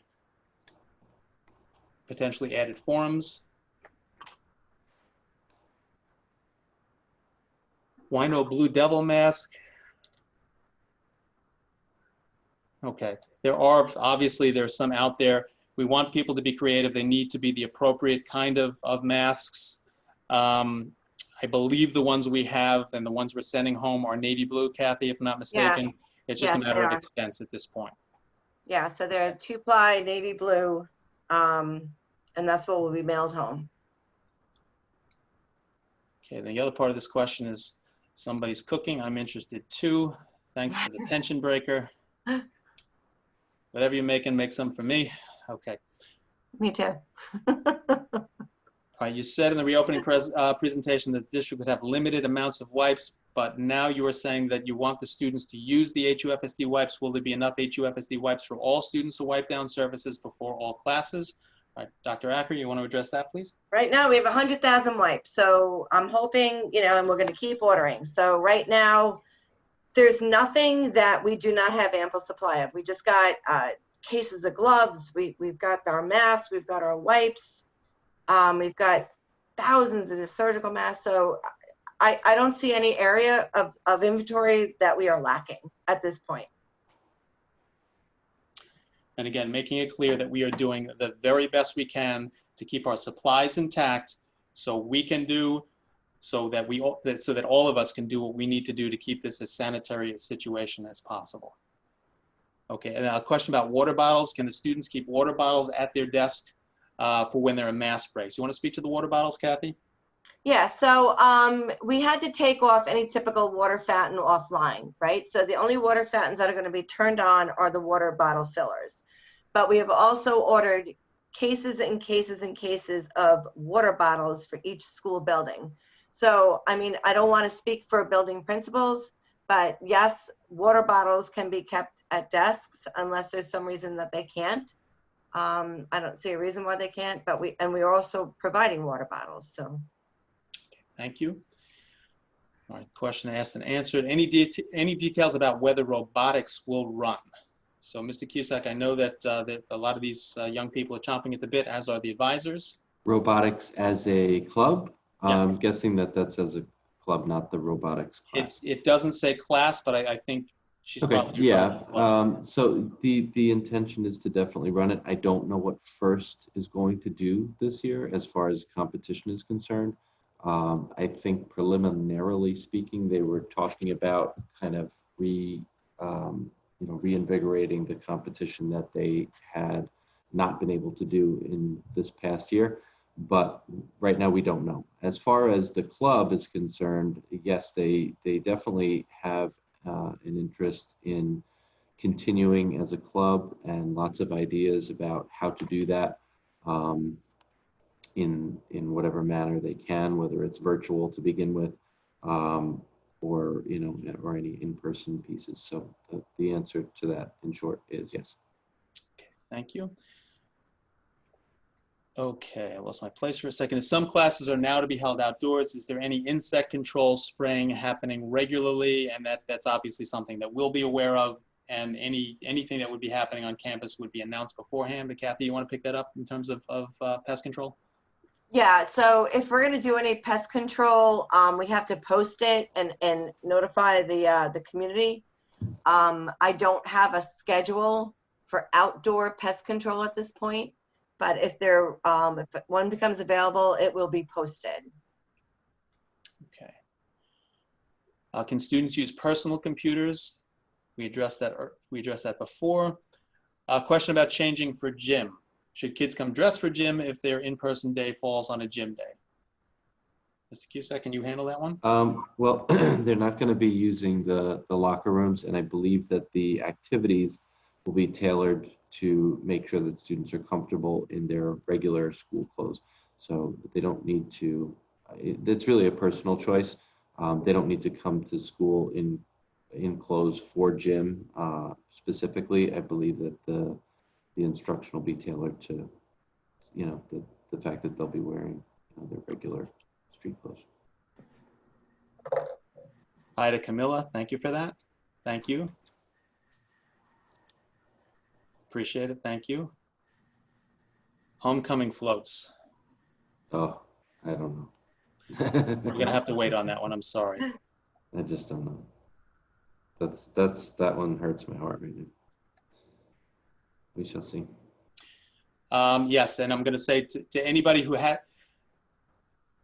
has concerns, I can tell you that our staff in general is so excited about having these kids back, even in small doses to start. We're going to generate as much excitement for the start of the year as possible. But if you feel that there is a shortcoming in any regard, please pick up the phone and contact the teacher. I don't want to get into who did what in the spring. I have to say that I think overall this district did a very good job flipping the switch and getting things into good working order. I cannot speak for every classroom, every day, etc. You need to keep the line of communication open. If there is a concern, please don't hesitate to bring it up in the right way. And that means you have a teacher to contact, you have an administrator to contact. If there's more information you'd like to provide, yes, I'll ask that you do so. My point here is you've got a comprehensive collection of efforts put in place. We want to make this as positive and productive as possible for your children. And we need your help. If something is short, let us all help you to address it. Let us help us to address it. Okay, so, complaining behind the scenes is not going to help. We do want the information shared in the right way so we can address, so we can fix it, so we can rectify the issue. Okay, thank you. Mr. Polanski, can I just mention though that the schedule that we have for this fall is very different than the spring schedule. Correct. Where it was an hour per day. So teachers were technically squeezing in perhaps 5 sessions in that hour, or they were doing 2 on one day and 3 on another. So we really did roll this out with a lot of thought in place so that students would see their teacher every day, whether they were virtual or they were in person. So we do expect a very different impact on that teacher interaction with the fall plan as opposed to the spring plan. The spring plan was really, we built that plane while we were flying it. School closed on a dime. We really did the best we could and thought we provided as much interaction with the teacher as possible. Some districts I know of that didn't provide that in any way. Some went a little bit further, but we feel that now we're prepared to roll this out in a period by period format. And we hope that, it's as beneficial as we expect it to be. And that's a great point. For those that recall the model, it was 1 hour of subject area instruction and then some asynchronous time. This is going to look much more like the school day. So teachers got to be there, students got to be there. And that's it in a very brief synopsis. But I can't see names here. Sometimes I see a first name. So if there's something more that anybody would like to share, please feel free to reach out. But that is a very good point that we're talking about a completely different model in place for the fall. Okay. I thank you very much. Thank you. Okay, you mentioned you are currently getting more requests for fully remote. Yes, that window is open until August 24th. Is there any chance of reevaluating the cohort numbers days in person before the start of the school year based on current numbers of increased remote students? And the answer to that is the model we have in place now is how we're going to start the year. It's not only about fully remote, it's also about making sure that we can pressure test everything we're putting in place for a period of time and make the tweaks that are needed with smaller numbers in the building. I think it's a responsible way to address it.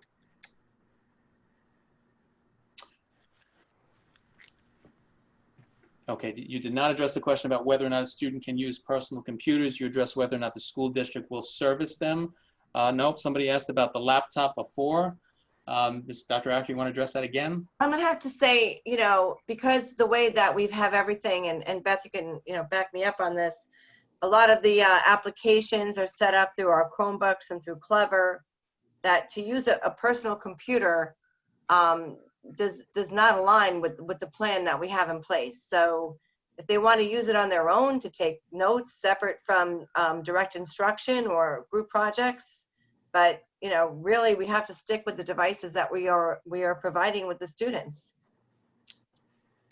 We wouldn't want a student to come in with a personal device and have it not work first period, and then for the entire day they're unable to participate in the lesson. So we would prefer to have devices that we know that we can support throughout the day, so that if there is an issue, it can be handled immediately or as close to immediately as possible.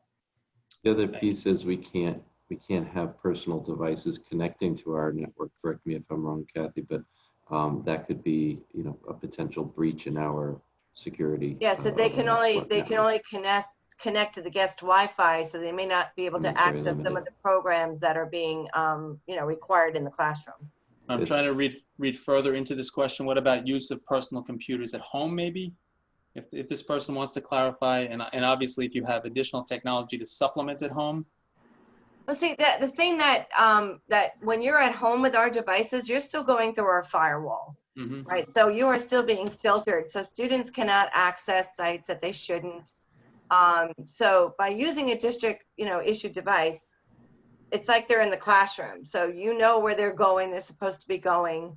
I mean, if you want to allow your child to use a personal device at home, that's your option. But just understand that it won't have the same filtering capacity that it would if they were on the district issued Chromebook. Okay. And that, as I scrolled down, that was the question. So yes, my apologies. So that was not asked and answered before. This was a question about using a personal computer from the remote end. You do lose the single sign-on feature of Clever and a lot of other things that we'll be using. As well as the filtering. Perfect. All right. Thank you. I hope that answers it. If not, just put the next question in. All right. Thank you. Personal devices. All right. Who do you contact to obtain a Chromebook? This may be a student new to the district, or they need something, they need a replacement. So Chromebooks at hufsd.edu. It's all in the plan, that email address. I think it's an active link if you're accessing it electronically. Starting August 24th. August 24th. The number off the top of my head, it's also in the plan, 631-812-2381, but also available and will be checked routinely. We've reacted pretty quickly throughout the spring. We want to continue that so that you can get what you need. Thank you very much. Thank you. Or will teachers be keeping up? Oh, I'm back to 6:57 p.m. there's no end here. It just rolls back to the beginning. Sports. All right, folks. So I think we got them all. If there's anything last minute you'd like to put in, and thank you all for your patience tonight. I really did not want to miss anything. We are here. Nobody's going anywhere. So if something comes up tomorrow, you can certainly communicate it. This is going to be an interesting experience for all, and I think I've answered this multiple times already. The HUFSD reopening plan has been approved. Yes, it has. Like I said, the only districts that have not been approved, I believe those that were going a little too far too fast. So thank you. Any last minute questions? Thank you, thank you, thank you. Okay, so like I said, we are here. If you'd like to follow up with anything, feel free to pick up the phone, give a call, drop an email. If it's an extensive question, much rather have a conversation. And I'd like to thank you in advance for all of the assistance you're going to provide to help us lay out the expectations with your children. This is a team effort, and we are, like I said, we're committed to making lemonade out of lemons and making this the best possible educational experience and social emotional experience for your kids. There's going to be some work to do here for all of us. So, Mrs. Kanzer, any last minutes? She's muted. No, just thank you. Mr. Plansky has now done 5 of these, and they've all gone over 2.5 hours. So we're just very appreciative of all your time and all our administrators. And thank you all, and thank you parents, and thank you students, because I think they've really been stepping up, and in a lot of cases, they're handling it better than parents are. So thank you very much to all those students that are just making sacrifices, and we really appreciate it. And I'd just like to add, I really would like to mention how appreciative I am of the district support for each of the buildings. I've spoken with lots of colleagues across the county over all of this, and not every place is like this. The amount of support that we get, Jim, Kathy, Beth, I just can't say enough how grateful I am. Thank you. Thank you for that, Mr. Cusack. And this is, like I said, it's a team effort, and there are things that are going to need to be tweaked as the year begins. And I think we are prepared to take on every challenge we have, and your assistance here is going to be invaluable. Thank you for the teamwork, and we will see you all in a couple of weeks. This will be posted shortly. Thanks again, folks. Thank you. Good night.